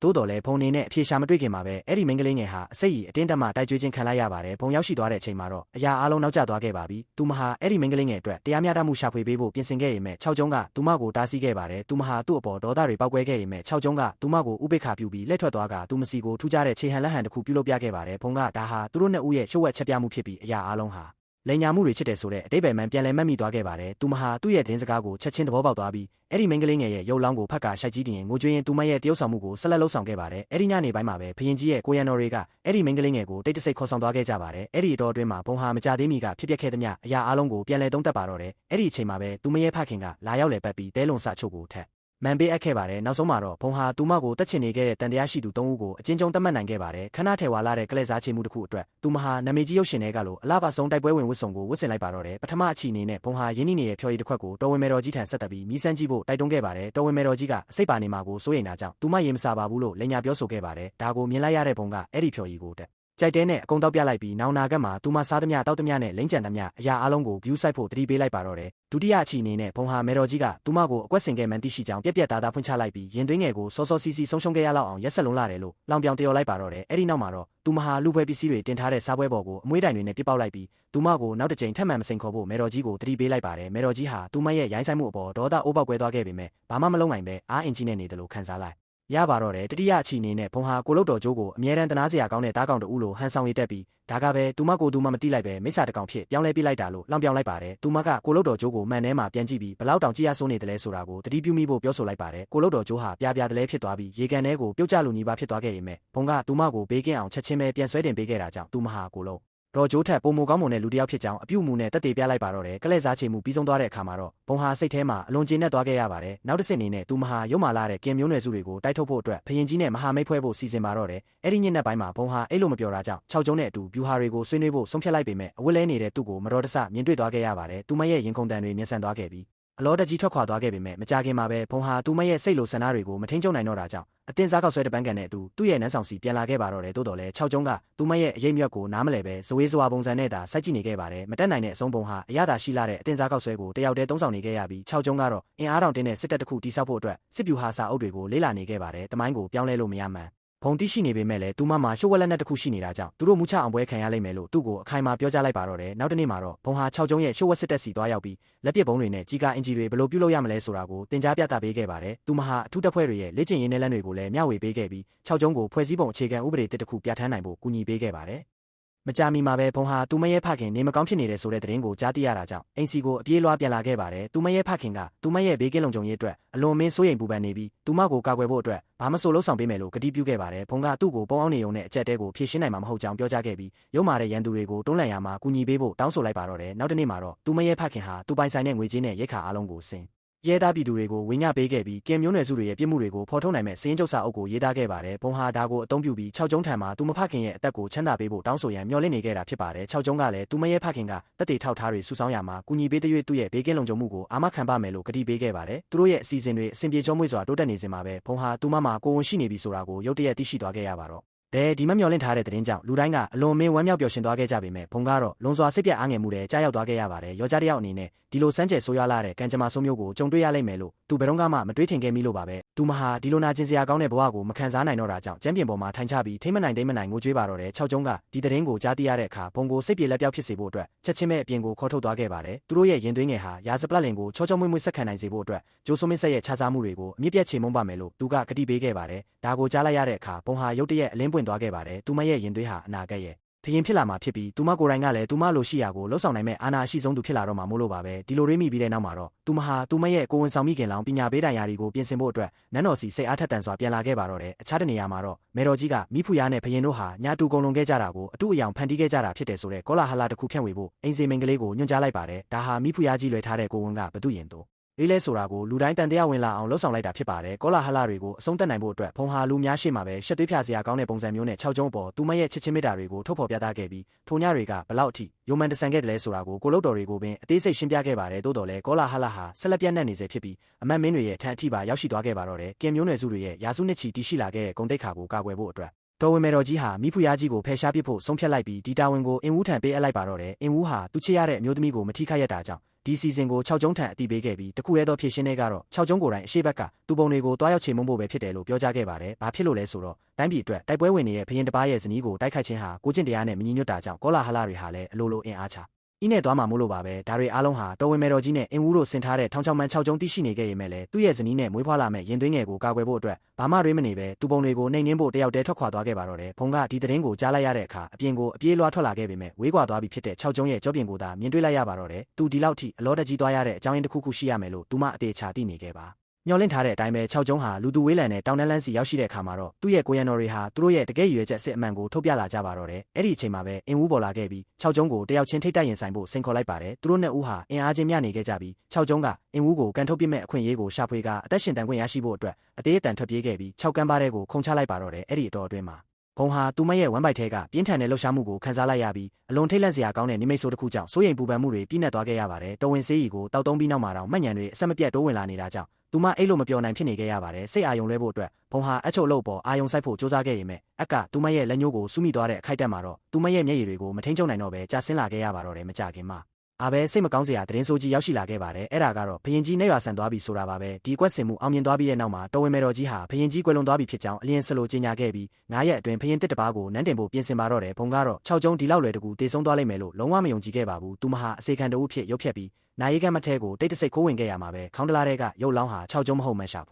အေးတွေ့ရှိသွားခဲ့ပါတယ်။သူမရဲ့နန်းဆောင်စီပြန်ရောက်တဲ့အခါဘုံဟာအင်စီမင်္ဂလေးတွေကိုဒီသတင်းကောင်းကိုချက်ချင်းသိပေးခဲ့ပြီးတန်တရားတွေကိုရှောင်လဲဖို့အတွက်ဘရင်တင်နန်းတင်ပွဲကိုဖျက်ဆီးပစ်ဖို့စီစဉ်ပါတော့တယ်။ဘုံဟာသူမရဲ့မျက်နှာကိုဖြူဖြောနေအောင်ပြင်ဆင်လိုက်ပြီးနာရီကမစီတွားရောက်ကစိတ်ပြအားငယ်စွာနဲ့ငိုကြွေးပြလိုက်ပါတယ်။နောက်ဆုံးမှာတော့အင်စီမင်္ဂလေးတွေကအားအင်ကြီးနဲ့နေတဲ့မိဖုရားကြီးကိုသူမရဲ့နန်းဆောင်စီကိုအမြန်ဆုံးတွဲခေါ်သွားခဲ့ကြပါတော့တယ်။အဲ့ဒီနေ့နောက်ပိုင်းမှာတော့ဘုံဟာကြိုတင်ပြင်ဆင်ထားတဲ့အထုပ်ပိုးတွေကိုထုတ်ပြီးဘရင်ကြီးကိုရှာဖွေဖို့တယောက်တည်းထွက်ခွာခဲ့ပါတယ်။ကန်ဆိုးစွာနဲ့ပဲအင်ဝူးကရုတ်တရက်ပေါ်လာပြီးသူမရဲ့လမ်းကိုပိတ်ဆို့လိုက်ပါတော့တယ်။ဘုံကသူမဟာသူအသက်ထက်ဆုံးချစ်ခဲ့ရတဲ့အမျိုးသမီးမဟုတ်ကြောင်းဝန်ခံလိုက်ပါတယ်။ဒါကိုသက်သေပြဖို့အတွက်သူမဟာဘာမှတွေးမနေပဲသူ့ရဲ့ခြေထောက်ကိုမြားနဲ့ပစ်ခတ်လိုက်ပါတော့တယ်။အဲ့ဒီအခါမှသာအင်ဝူးဟာသူမရဲ့စကားတွေကိုနောက်ဆုံးမှယုံကြည်သွားခဲ့ရပါတယ်။ဘာဖြစ်လို့လဲဆိုတော့ဆိုရင်သူ့အပေါ်ဒီလိုပြုမှုမှာမဟုတ်လို့ပါပဲဘုံကတတိုင်းကိုကြော်ဖြတ်လိုက်တာနဲ့သူမကိုစောင့်ဆိုင်နေကြတဲ့အင်စီမင်္ဂလေးတွေနဲ့ထိတ်တိုက်ဆုံတွေ့ခဲ့ရပါတယ်သူတို့ကမိဖုရားကြီးကိုအနေရကြားတဲ့တယောက်တည်းမရင်ဆိုင်စေချင်တာကြောင့်အတူတူလိုက်ပါခွင့်ပြုဖို့အတင်းကျပ်တောင်းဆိုကြပါတယ်နောက်ဆုံးမှာတော့ဘုံကလည်းသူတို့ရဲ့အကူအညီကိုလက်ခံဖို့သဘောတူလိုက်ပါတော့တယ်တနေ့နဲ့တညလုံးအပြည့်ရှာဖွေပြီးတဲ့နောက်မှာတော့ဘုံဟာ6 ကျုံးရဲ့အရေးအယောင်ကိုလုံးဝရှာမတွေ့ခဲ့ပါဘူးမော်ဘန်နွမ်းနယ်နေတဲ့သူတို့3 ယောက်အနားယူဖို့ပြင်ဆင်နေစဉ်မှာပဲအဆောင်တစ်ဖွဲ့တစုရုတ်တရက်ဝိုင်းရံလာခဲ့ကြပါတယ်ဒါကိုမြင်လိုက်ရတဲ့အထင်းတော်ချုပ်ကရန်သူတွေကိုအသေးအတန်ခုခံထားစီးခဲ့ရမယ်ပြင်းထန်စွာဒဏ်ရာရရှိသွားခဲ့ရပြီးဟုံကတော့ဖုံကိုဆွဲခေါ်ကအမြန်ဆုံးထွက်ပြေးခဲ့ရပါတယ်နောက်ပိုင်းမှာဟုံကဖုံကိုဘေးကင်းတဲ့နေရာတစ်ခုမှာဝတ်ထားခဲ့ပြီးကြန့်ရှိနေတဲ့လိုက်လံလာဆန်းသူတွေကိုအာယုံလဲဖို့ထွက်ခွာသွားခဲ့ပါတယ်ဖုံကသူမရဲ့မြားတံကိုကောက်ကင်လိုက်တဲ့အချိန်မှာပဲသူမရဲ့အပေါ်စီးမှာရက်နေတဲ့အင်ဝူးကိုရုတ်တရက်သတိပြုမိသွားခဲ့လန့်တုံလို့သွားတဲ့သူမဟာအတင်းထွက်ပြေးခဲ့ရမယ်နောက်ဆုံးမှာတော့6 ကမ်းပါအဆုံးမှာလမ်းပိတ်မိသွားခဲ့ပါတော့တယ်အင်ဝူးကသူမရဲ့လေပင်ကိုတင်းကျပ်စွာညှစ်ထားပြီးသူမဟာတကယ်တမ်းဘယ်သူလဲဆိုတာကိုသိအောင်မေးမြန်းပါတော့တယ်ဖုံကအသေးအတန်ရုန်းကန်ခဲ့ပြီးအင်ဝူးကတော့သူမကိုတက်ပစ်ဖို့ဆုံးဖြတ်ထားပုံရပါတယ်ရုတ်တရက်ဆိုသလိုဆိုရန်ကသူ့ရဲ့နာမည်ကိုခေါ်ဆိုခဲ့တဲ့အတိတ်မှန်ဉဏ်တစ်ခုဟာသူ့ရဲ့စိတ်ထဲမှာလက်ခနဲဖြတ်ပြေးသွားခဲ့ပါတယ်သူဟာစိတ်ပြန်လဲတည်ငြိမ်သွားပြီးဖုံကိုဘေးစီပစ်ချလိုက်ပါတော့မကြခင်မှာပဲအဆောင်တွေရောက်ရှိလာခဲ့ပြီးအင်ဝူးကဖုံကိုကာကွယ်ဖို့အတွက်သူ့ရဲ့ဓာတ်ကိုထုတ်ယူလိုက်ပါတယ် သူမအနေနဲ့သူဘာကြောင့်ဒီလိုလုပ်နေရတယ်လဲဆိုတာကိုနားမလည်နိုင်ပေမဲ့သူ့ကိုယုံကြည်ဖို့ကလွဲလို့အခြားရေးချဲစရာမရှိခဲ့ပါဘူးထွက်ပြေးနေစဉ်အတွင်းမှာမျက်နှာဖုံးဆိုလှုပ်ကြံတက်ဖြတ်သူတဦးပေါ်လာပြီးသူတို့ရဲ့လမ်းကိုပိတ်ဆို့လိုက်ပါတယ်သူတို့နှစ်ဦးဟာမကြခင်မှာပဲပြင်းထန်စွာတိုက်ခိုက်ကြပါတော့တယ်လှုပ်ကြံတက်ဖြတ်သူကမိဖုရားကြီးကိုတပ်ပစ်မဲ့အခွင့်အရေးကိုရှာဖွေနေခဲ့ပေမဲ့အင်ဦးကသူမကိုကာကွယ်ပေးရင်းပြင်းထန်စွာဒဏ်ရာရရှိသွားခဲ့ရပါတယ်ဒေါသထွက်သွားတဲ့ပုံကလှုပ်ကြံတက်ဖြတ်သူစီကြောက်ခဲနဲ့ပြစ်ပေါက်လိုက်ပြန်အင်ဝူကိုအမြန်ဆုံးတွဲထူကထွက်ပြေးခဲ့ပါတယ်တိုးတော်လဲအင်ဝူရဲ့ဒဏ်ရာကနေသွေးတွေအဆက်မပြတ်စီးကျနေတာကြောင့်လမ်းမလျှောက်နိုင်လောက်အောင်အားအင်ကြီးနဲ့နေခဲ့ပါပြီသူကတစ္ဆာဖောက်မှုမှာပါဝင်ပတ်သက်နေသူတွေရဲ့နမီစင်းပါဝင်တဲ့စာတစ်စောင်ကိုဖုံးထမ်းပေးအပ်ခဲ့ပြီးဒါကိုအသုံးပြုပြီးမိမိကိုယ်ကိုကာကွယ်ဖို့မှာကြားခဲ့ပါတယ်ဖုံကသူ့ကိုချမ်းရစ်ထားခဲ့ဖို့ဝန်လေးနေပြီးမြေပြင်ပေါ်ကသွေးကွက်တွေကိုဖုံးအုပ်ဖို့စ조사နေခဲ့ပါတယ်ဒါပေမဲ့အင်ဝူကသူမကိုအမြန်ဆုံးထွက်ခွာသွားဖို့တိုက်တွန်းခဲ့ပြီးနောက်ကိုလုံးဝလည်းမကြည့်ဖို့ပြောကြားခဲ့ပါတယ်အဲ့ဒီအချိန်မှာပဲလှုပ်ကြံတက်ဖြတ်သူကထပ်မံလိုက်လာခဲ့ပြန်ပါတယ်အင်ဝူဟာသူ့ကိုတားဆီးဖို့အတွက်ရှိသမျှခွန်အားအလုံးနဲ့တိုက်ခိုက်ခဲ့ပေမဲ့ဝမ်းနည်းစရာကောင်းလောက်အောင်ပဲအသက်ဆုံးရှုံးသွားခဲ့ရပါတော့တယ်ဘုံဟာအဲ့ဒီနေရာမှာတင်စိတ်သက်တွေအကုန်ပြိုလဲသွားခဲ့ရပေမဲ့အသေးအတန်ထွက်ပြေးုံကလွဲလို့ဘာမှမတတ်နိုင်ခဲ့ပါဘူးသူ့ရဲ့နောက်ဆုံးအခိုက်အတန့်မှာဆိုရန်ရဲ့မှတ်ဉဏ်တွေဟာအင်ဝူရဲ့စိတ်ထဲမှာလက်ခနဲဖြတ်ပြေးသွားခဲ့ပါတယ်သူဟာသူမရဲ့မျက်နှာကိုနောက်ဆုံးအနေနဲ့တခါလောက်ထိတွေ့ခွင့်ရဖို့တောင်းတနေခဲ့ရင်မဲ့အဲ့ဒီအခွင့်အရေးကိုဘယ်တော့မှမရရှိခဲ့တော့ပါဘူးအဲ့ဒီအတော်အတွင်းမှာဘုံဟာတစ်ပင်ကြီးတစ်ပင်ရဲ့နောက်ွယ်မှာပုံအောင်နေပြီးသူမရဲ့အသက်ရှူတန်ကိုအောင်ထားခဲ့ရပါတယ်လှုပ်ကြံတက်ဖြတ်သူကအာယုံတစ်ခုကိုခန်းစားမိပြီးတစ်ပင်တွေစီကိုဖြည်းဖြည်းချင်းလမ်းလျှောက်သွားခဲ့ရင်မဲ့ကံကောင်းထောက်မစွာနဲ့ပဲသူမပုံနေတဲ့တစ်ပင်စီကိုတော့မဟုတ်ခဲ့ပါဘူးအဲ့ဒီအခါမှသာဘုံဟာနောက်ဆုံးမှာတပြင်းချပြီးစိတ်အေးသွားနိုင်ခဲ့ပါတော့တယ်သူမဟာဘယ်ကိုသွားရမှန်းမသိပဲခြိုင်ဝမ်းထဲမှာစိတ်လွင်ပြီးဩစွာနဲ့လျှောက်သွားနေခဲ့မိပါတယ်ရုတ်တရက်ဆိုသလိုမိတို့လင်းအောင်တစ်ခုဖြည်းဖြည်းချင်းချင်းကပ်လာတာကြောင့်ဘုံဟာအဖမ်းခံရတော့မယ်ဆိုတဲ့စိတ်ပြအားငယ်မှုနဲ့အတူဒူးထောက်ထိုင်ချလိုက်ပါတော့တယ်ကံကောင်းထောက်မစွာပဲအဲ့ဒါက6ကျုံဖြစ်နေခဲ့ပါတယ်သူကသူမကိုတင်းကျပ်စွာပွေ့ဖက်လိုက်ပြီးတော့ဘုံကလည်းရင်ထဲကနာကျင်စရာခံစားချက်အလုံးကိုဖွင့်ထုတ်ရင်းရှိုက်ကြီးတင်ရင်ငိုကြွေးပါတော့တယ်6ကျုံကသူ6ကန်းပါတဲ့ခုံချပြီးတဲ့နောက်မှာဆေးဖက်ဝင်အပင်ရှာဖွေသူတဦးကသူ့ကိုကယ်တင်ခဲ့တာဖြစ်ကြောင်းရှင်းပြခဲ့ပြီးခြိုင်ဝမ်းထဲမှာအသက်ရှင်ကျန်ရစ်နေတဲ့အိမ်စီမိန်ကလေးတွေကိုပါသူပြန်လဲရှာဖွေတွေ့ရှိခဲ့ပါတယ်အဲ့ဒီနောက်မှာတော့သူတို့နှစ်ဦးဟာစခန်းစီကိုအတူတူပြန်လာခဲ့ကြပါတော့တယ်ဘုံဟာပထမဆုံးအနေနဲ့ဟုံကိုဝမ်းသာအားရဖက်လိုက်ပြီးတဲ့နောက်အထိန်တော်ချွတ်ဘလို့လွတ်မြောက်လာခဲ့တယ်လဲဆိုတာကိုမေးမြန်းခဲ့ပါတယ်အထိန်တော်ချွတ်ကအဲ့ဒီစစ်သားဟာအရေးချင်းသိမ့်မရှိတာကြောင့်ကံကောင်းထောက်မစွာနဲ့ပဲအသက်အန္တရာယ်စိုးရိမ်ရတဲ့ဒဏ်ရာမျိုးကိုရှောင်လဲနိုင်ခဲ့တာလို့ပြောပြခဲ့ပါတယ်နောက်ဆုံးမှာတော့သူတို့၃ယောက်စလုံးဝမ်းသာအားရနဲ့အတူတူပွေ့ဖက်လိုက်ကြပါတော့တယ်နောက်တစ်နေ့မှာတော့ဘုံဟာစစ်ရေးလေးကျင့်တန်တွေကြောင့်အပြင်ကိုထွက်လာခဲ့ပါတယ်6ကျုံကသူဟာဖိနှိပ်ခံထားရတဲ့လယ်သမားတစုကိုစူးစီးထားတာဖြစ်ပြီးအဲ့ဒီခြားစားနေတဲ့မင်းဆက်ကိုသူတို့နဲ့အတူပူးပေါင်းတိုက်ထုတ်ဖို့စီစဉ်ထားကြောင်းရှင်းပြခဲ့ပါတယ်မနက်ဖြန်ဟာဘရင်တင်နန်းတင်ပွဲဖြစ်တာကြောင့်အဖွဲ့သားတွေဟာနန်းတော်ထဲကိုဘလို့ပြန်ဝင်ရမလဲဆိုတဲ့ဗျူဟာကိုဆွေးနွေးကြရမှာဘုံကအကောင်းဆုံးစိတ်ကူးတစ်ခုကိုတွေးမိသွားခဲ့ပါတယ်အဲ့ဒါကတော့တော်ဝင်မယ်တော်ကြီးဟာနေတိုင်းလက်ဆက်တဲ့အစားအစာတွေကိုသုံးဆောင်လေးရှိတာကြောင့်အစားအသောက်ကုန်ကျန်းတွေပို့ဆောင်တဲ့ဂိတ်တကားတစ်ခုဟာအမြဲတမ်းပွင့်နေလေးရှိတယ်ဆိုတဲ့အချက်ပဲဖြစ်ပါတယ်အစီအစဉ်ရရှိသွားပြီဖြစ်တာကြောင့်အဖွဲ့သားတွေဟာချက်ချင်းပဲစတင်လှုပ်ရှားကြပါတော့တယ်ဗျအလန်ခီမှာတော့ဘုံဟာအင်ဝူရဲ့ရုပ်လောင်းကိုတွေ့ရှိခဲ့ရပါတယ်သူ့ရဲ့ဆွန့်လွတ်အနစ်နာခံမှုကိုဂုဏ်ပြုတဲ့အနေနဲ့သူမဟာသူ့ကိုကိုယ်တိုင်ကိုယ်ကျမြေမြုပ်တင်ကြုံပေးခဲ့ပါတယ်မကြာမီမှာပဲသူတို့အဖွဲ့ဟာ6ကျုံရဲ့ကိုရန်တော်တွေနဲ့ပြန်လည်ဆုံတွေ့ခဲ့ကြပါတယ်တညတာအနားယူပြီးတဲ့နောက်မှာတော့ဘုံနဲ့6ကျုံတို့ဟာနန်းတော်စီကိုအရင်ဆုံးပြန်သွားဖို့ဆုံးဖြတ်လိုက်ကြပါတော့တယ်သူတို့ဟာလက်ဆက်တဲ့ကုန်ကျန်းပစ္စည်းတွေတင်ဆောင်လာတဲ့လက်တစည်းကိုတားဆီးလိုက်ပြီးလဲမောင်းသမားကိုချင်းချောက်ကသူတို့ကိုအထဲမှာဝက်ပေးဖို့အတင်းကျပ်ခိုင်းစေခဲ့ပါတယ်အဲ့ဒီအချိန်မှာပဲကင်မန်ကသူ့ရဲ့တပည့်ချစ်သူထံလက်ဖြောင်စနိုက်ပါတိုင်းဖက်တလက်ကိုလွှဲပြောင်းပေးအပ်လိုက်ပြီးဖရင်ကြီးကိုမြင်နာနဲ့အသေးပြစ်တက်ဖို့အမိန့်ပေးလိုက်ပါတယ်နောက်ပိုင်းမှာကုန်ကျန်းတင်လဲနန်းတော်ထဲကိုဝင်လာတဲ့အခါတန်တရားဝင်နေတဲ့ကင်မန်ကလဲကိုတားဆီးလိုက်ပါတော့တယ်အသေးချာစစ်ဆေးပြီးတဲ့နောက်မှာတော့အဆောင်တွေဟာထူးခြားအားရပါမှရှာမတွေ့ခဲ့ရင်မဲ့ကင်မန်ကတော့လဲတဲ့ကိုသူ့ရဲ့ဓာတ်နဲ့ထိုးဆိုင်လိုက်ပါသေးတယ်ကံကောင်းထောက်မစွာနဲ့ဘုံနဲ့6ကျုံတို့ဟာအခြားလဲတစီးရဲမှာပုံအောင်နေခဲ့ကြတာကြောင့်နန်းတော်ထဲကိုဘေးကင်းလုံခြုံစွာနဲ့ခိုးဝင်နိုင်ခဲ့ကြပါတယ်ရုတ်တရက်ဆိုသလိုဘုံတစ်လုံးဟာတတိုင်းစီကိုပြန်တန်းလာခဲ့ပါတယ်အဆောင်တွေဟာထိတ်လန့်ပြရာခတ်သွားခဲ့ကြပေမဲ့တကယ်တမ်းတော့အဲ့ဒါဟာမီခိုးဘုံမြတာဖြစ်ပါတယ်အဲ့ဒီနောက်မှာမီခိုးဘုံတွေအလူအယက်ထပ်မံကြားရောက်လာခဲ့တာကြောင့်မြင်ကွင်းတစ်ခုလုံးဟာရုံးရင်ဆန်ခတ်ဖြစ်တော့အားခဲ့ရပါတော့တယ်အဖွဲ့သားတွေဟာဒီခွင့်ရေးကိုအရယူပြီးတိုက်ခိုက်မှုတစ်ခုကိုစတင်လိုက်ကြကအခြားတနေရာကနေတော်ဝင်နန်းတော်ထဲကိုအတင်းဝင်ရောက်ခဲ့ကြပါတယ်6ကျုံနဲ့ဘုံတို့ဟာတိုက်ပွဲဝင်ဝတ်စုံတွေကိုလဲလှယ်ဝတ်ဆင်ပြီးနန်းတင်ပွဲခန်းနာစီကိုဥတီသွားခဲ့ကြပေမဲ့အဆောင်တပ်ဖွဲ့တစုရဲ့ပိတ်ဆို့ခြင်းကိုခံလိုက်ရပြန်ပါတယ်ပြင်းထန်လာတဲ့တိုက်ပွဲအတွင်းမှာဘုံဟာပြန်တန်းလာတဲ့ဓားမြောင်တစင်းကိုတိတ်ဆောင်လိုက်ပြီးအတိအကျပဲပြန်လဲတုံ့ပြန်တိုက်ခိုက်ခဲ့ပါတယ်ရုတ်တရက်ဆိုသလိုခေါင်းလောင်းတန်မြည်ဟိလာခဲ့ပါတယ်တော်ဝင်မယ်တော်ကြီးဟာမမျှော်လင့်ထားတဲ့မတော်တဆမှုတစ်ခုခုဖြစ်ပွားမှာကိုစိုးရိမ်တာကြောင့်နန်းတင်ပွဲခန်းနာကိုတတ်မှတ်ချိန်ထက်စောပြီးကျင်းပလိုက်တာဖြစ်ပါတယ်6ကျုံကတော့စိုးရိမ်ပူပန်မှုတွေတိုးပွားလာခဲ့ရင်မဲ့ဘုံကတော့အရန်စီစဉ်တစ်ခုကိုကြိုတင်ပြင်ဆင်ထားခဲ့ပြီးသားဖြစ်တာကြောင့်တည်ငြိမ်နေခဲ့ပါတယ်နန်းတင်ပွဲခန်းနာပြီးဆုံးလို့နီးပါးချိန်မှာပဲအရာရှိမင်းဟာတော်ဝင်တစိတ်တုံးပျောက်ဆုံးနေတာကိုသိရှိသွားခဲ့ရတာကြောင့်တနန်းတော်လုံးထိတ်လန့်တုံးလို့သွားခဲ့ကြပါတယ်တကယ်တော့ဘုံဟာတော်ဝင်နန်းတော်ကနေမထွက်ခွာမီမှာသူမရဲ့မောင်လေးကိုအဲ့ဒီတစိတ်တုံးကိုခိုးယူဖို့တိတ်တစိတ်ညွှန်ကြားခဲ့တာဖြစ်ပါတယ်သူမရဲ့မောင်လေးကဒါကိုဘယ်မှာဝတ်ထားရမှန်းမသိတာကြောင့်အချင်းချခံထားရတဲ့ဘရင်ကြီးရဲ့အယုံကြည်ရဆုံးကိုရန်တော်တွေထံတွားရောက်လဲပြောင်းပေးခဲ့တာဖြစ်ပါတယ်လူတိုင်းတစိတ်တုံးကိုလိုက်လံရှာဖွေနေကြစဉ်မှာပဲ6ကျုံနဲ့ဘုံတို့ဟာညီလာခံခန်းမှာအပြင်ဘက်စီရောက်ရှိလာခဲ့ကြပါတယ်အဲ့ဒီနေရာမှာဘာကြောင့်လူတယောက်မှရှိမနေရတာလဲဆိုပြီးသူတို့ဇဝေးစွာဖြစ်နေစဉ်မှာပဲဘုံဟာအဝေးကလက်ဖြောင်စနိုက်ပါသမားကိုလက်မြင်လိုက်ရပြီးဘာမှတွေးမနေပဲကြီးစံကိုကာကွယ်ဖို့အရှိကနေပိတ်ရက်လိုက်ပါတော့တယ်စနိုက်ပါသမားကနောက်တစ်ကြိမ်ထပ်မံပစ်ခတ်လိုက်ရမှာတော့6ကျုံရဲ့ရင်ဘတ်ကိုထိမှန်သွားခဲ့ရပါတယ်အဲ့ဒီအခိုက်အတန့်မှာပဲဘရင်ကြီးရဲ့ကိုရန်တော်တွေရောက်ရှိလာခဲ့ကြပါတယ်သူတို့အားလုံးပူးပေါင်းပြီးလှုပ်ကြံတက်ဖြတ်သူကိုထောင်ပိတ်ပိတ်မိစေကညာတာမှုမရှိပဲအသက်ကိုနှုတ်ယူလိုက်ကြပါတော့တယ်အဲ့ဒီအတော်အတွင်းမှာတော့အသက်လူနေရတဲ့ဘုံဟာ6ကျုံရဲ့လက်ကိုဆွဲကင်ဖို့အတီး အတန်စူးစမ်းနေခဲ့မိပါတယ်ဒီလိုရေးကြီးလာတဲ့အခိုက်အတန့်မှာပဲဖုံရဲဝိညာဉ်ဟာ20တရားစုစီကိုရုတ်တရက်ပြန်လည်ရောက်ရှိသွားခဲ့ပါတော့တယ်သူဟာ6ကျုံးဘေးကင်းရဲ့လားဆိုတာကိုအသေးအတန်သိချင်နေခဲ့ပေမဲ့ဖုံးကိုခိုးယူဖို့စူးစမ်းနေစဉ်မှာပဲရဲရရှိကိုမတော်တဆနှိုးမိသွားခဲ့ပါတယ်အခြားရွေးချယ်စရာမရှိတော့တာကြောင့်သူဟာဆေးရုံကနေအသက်ဆွန့်ထွက်ပြေးခဲ့ပြီးတမိုင်းမှတ်တမ်းတွေကိုရှာဖွေဖတ်ရှုဖို့အတွက်စာအုပ်ဆိုင်တစ်ဆိုင်စီကိုအပြေးလွှားသွားခဲ့ပါတော့တယ်တကယ်တမ်းတော့ဘုံလက်ရှိကာလစီပြန်ရောက်သွားတယ်အခိုက်အတန့်မှာပဲဆိုရန်ရဲ့ဝိညာဉ်ဟာလည်းသူမရဲ့ခန္ဓာကိုယ်ထဲကိုပြန်လည်ရောက်ရှိလာခဲ့တာဖြစ်ပါတယ်ကံကောင်းထောက်မစွာနဲ့ပဲသူတို့ဟာကြီးကားအင်ဂျီတွေကိုဝတ်ဆင်ထားခဲ့ကြတာကြောင့်အသက်ဘေးကနေလွတ်မြောက်ခဲ့ကြပါတယ်အဲ့ဒီအချိန်မှာပဲကင်မန်ကသူ့ရဲ့ဓာတ်ကိုကင်ဆောင်ပြီးသူတို့စီကိုပြေးဝင်လာခဲ့ပေမဲ့ဆိုရန်ကသူမရဲ့ဆန်ထိုးနဲ့သူ့ရဲ့ပေါင်ကိုထိုးဆိုင်ပစ်လိုက်ပါတော့တယ်6ကျုံးကပြန်လည်တိုက်ခိုက်ဖို့စူးစမ်းခဲ့ပေမဲ့ကင်မန်ကိုမရှင်နိုင်ခဲ့ပါဘူးသူချစ်ရတဲ့ဇနီးသည်နာကျင်စွာရုန်းကန်နေရတာကိုမြင်လိုက်ရတဲ့အခါ6ကျုံးဟာသူ့ရဲ့တိုက်ပွဲဝင်စိတ်ဓာတ်ကိုပြန်လည်နှိုးဆော်ပြီးကင်ရဲ့ဓာတ်ကိုရိုက်ချိုးပစ်လိုက်ပါတော့တယ်ကင်မန်ဟာတေဆုံးခြင်းကိုစောင့်ဆိုင်ရင်သူ့ရဲ့မျက်လုံးတွေကိုငြိမ်သက်စွာပိတ်လိုက်ပေမဲ့6ကျုံးကသူ့ကိုမတက်ပစ်ခဲ့ပါဘူးဘာဖြစ်လို့လဲဆိုတော့သူ့အတွက်တကယ်စစ်မှန်တဲ့အဖြစ်တန်ဟာကြန့်ရှိနေတဲ့ဘဝတက်တန်းတစ်လျှောက်လုံးကိုဂုံတိတ်ခါမဲ့စွာနဲ့ရှင်တန်တော့အားရမှာမို့လို့ပါပဲအဲ့ဒီနောက်မှာတော့6ကျုံးဟာသူ့ဇနီးရဲ့ဒဏ်ရာတွေကိုစစ်ဆေးဖို့အပြေးလွှားသွားခဲ့ပြီးဆိုရန်ကတော့ဒီပလီပခကိုအရင်ဆုံးအဆုံးသတ်ဖို့သူ့ကိုတိုက်တွန်းခဲ့ပါတယ်အဲ့ဒီအချိန်မှာပဲအဆောင်တွေဟာတော်ဝင်တစိတ်တုံးနဲ့အတူရောက်ရှိလာကြပြီးမိဖုရားကြီးကိုကာကွယ်စောင့်ရှောက်ပါမယ်လို့ကတိပြုကြပါတယ်နောက်ဆုံးမှာတော့6ကျုံးဟာညီလာခံခန်းမကြီးတဲ့ကိုအရှိန်ဟုန်နဲ့ဝင်ရောက်သွားခဲ့ပြီးသူ့ရဲ့ငကားရစပလက်လင်ကိုပြန်လည်သိမ်းပိုက်နိုင်ခဲ့ပါတော့တယ်ကန်ဆိုးစွာပဲဆိုရန်ဟာတွေးထွက်လွန်လာကြတတိမြင့်မျောသွားခဲ့ရပါတယ်တညာလုံးအစွမ်းကုန်စူးစမ်းကုသပေးပြီးတဲ့နောက်မှာတော့တော်ဝင်သမားတော်ကြီးဟာသူမနဲ့ရင်သွင်းငယ်နှစ်ဦးစလုံးရဲ့အသက်ကိုကယ်တင်နိုင်ခဲ့ပါတယ်6ကျုံးကသူမရဲ့လက်ကိုတင်းကျပ်စွာဆွဲကင်ပြီးစိတ်အေးသွားရတဲ့အတွက်ဝမ်းသာမျက်ရည်တွေကျလာခဲ့ရပါတော့တယ်မကြာမီမှာပဲဆိုရန်ဟာတော်ဝင်မေတော်ကြီးထံတွားရောက်ခဲ့ပြီးသူမရဲ့ခေတ်ပြိုင်ကာလပြီးဆုံးသွားပြီဖြစ်ကြောင်းနဲ့ကြန့်ရှိတဲ့ဘဝတစ်လျှောက်လုံးကိုလူသူဝေးလံတဲ့နန်းဆောင်တစ်ခုထဲမှာပဲပိတ်လောင်ပြီးကုန်လွန်စေရမယ်လို့ကြေညာလိုက်ပါတော့တယ်သူမရဲ့နန်းဆောင်စီပြန်ရောက်တဲ့အခါဆိုရန်ဟာအဲ့ဒါတကယ်ကိုအားရစရာကောင်းလိုက်တာလို့မအော်ဘဲမနေနိုင်ဖြစ်ခဲ့ရပါတယ်အတန်ထွက်ပြီးဆေးရည်တိုင်းထွာလိုက်ရတာဟာသူမအတွက်တော့အလွန်ပဲစိတ်ပန်းပြေစေခဲ့တာဖြစ်ပါတယ်အဲ့ဒီတော့အတွင်းမှာပဲမေတော်ကြီးဟာလည်းမိဖုရားကြီးအပေါ်မဟုတ်မမှန်တဲ့ကောလာဟလတွေဖြန့်ဝေခဲ့မှုကြောင့်အကျဉ်းချခြင်းခံလိုက်ရပါတော့တယ်ခြားစားနေတဲ့အရာရှိမင်းတွေအားလုံးအပြစ်ပေးရေးယူခြင်းခံခဲ့ကြရပြီးကင်မန်ကတော့လမ်းမတွေပေါ်မှာလူတို့ရဲ့ပြစ်တင်ရှုတ်ချခြင်းကိုခံရရင်လှည့်လည်ပြသခြင်းခံခဲ့ရပါတော့တယ်လက်ရှိကာလစီပြန်ရောက်တဲ့အခါမှာတော့ဘုံဟာ6ကျုံးကတိုင်းပြည်ကိုကောင်းမွန်စွာအုပ်ချုပ်သွားနိုင်ခဲ့တာကိုမြင်တွေ့ရတဲ့အတွက်ဝမ်းသာပီတိဖြစ်ခဲ့ရပါတယ်ဒါပေမဲ့6ကျုံးရဲ့ပုံတူပန်းချီကားချက်ကိုမြင်လိုက်ရတဲ့အခါမှာတော့6ကျုံးကသူ့ကိုဘယ်လိုမျိုးရဲမောအောင်လုပ်ပေးခဲ့ဘူးတလဲဆိုတာကိုရုတ်တရက်တတိယသွားခဲ့ပြီးစိတ်မကောင်းဖြစ်စရာဝမ်းနည်းရိတ်တွေကသူ့စီကိုရိုက်ခတ်လာခဲ့ပါတော့တယ်အဲ့ဒီအချိန်မှာပဲရဲရရှိတွေရောက်ရှိလာတာကြောင့်ဘုံဟာဗီဇရအလိုလျောက်ထွက်ပြေးခဲ့မိပါတယ်သူတို့ကသူ့ကိုကာကွယ်ဖို့အတွက်ရောက်လာကြတာဖြစ်ကြောင်းချက်ချင်းပဲရှင်းပြခဲ့ကြပါတယ်မကြသေးမီကမှဘုံဟာအတွင်းမှုဟန်ရဲ့ခြားစားမှုတွေကိုတိုင်ကြားခဲ့တာကြောင့်သူဟာတိုက်ခိုက်ခြင်းခံရပြီးရေကူးကန်ထဲကိုပစ်ချခြင်းခံခဲ့ရတာဖြစ်ပါတယ်တကယ်တမ်းတော့6ကျုံးရဲ့ကံကြမ္မာကိုပြောင်းလဲပေးနေစဉ်မှာပဲသူဟာသူ့ရဲ့ကိုယ်ပိုင်ကံကြမ္မာကိုပါပြောင်းလဲပြီးခဲ့တာဖြစ်ပါတယ်ပုံပြင်ရဲ့အဆုံးသတ်မှာတော့ဘုံဟာအတွင်းမှုဟန်ဖန်ဆီးခံလိုက်ရတဲ့တဲ့ရင်ကိုကြည့်ရှုရင်းနဲ့အမှန်တရားတစ်ခုကိုသဘောပေါက်သွားခဲ့ပါတော့တယ်အဲ့ဒါကတော့တင်ဟာတင်ဘဝကိုပြောင်းလဲဖို့အတွက်အစွမ်းကုန်စူးစမ်းအားထုတ်မယ်ဆိုရင်ကဘာကြီးကလည်းအဲ့ဒီအရာနဲ့အတူလိုက်ရောညီထွေပြောင်းလဲသွားလိမ့်မယ်ဆိုတာပါပဲ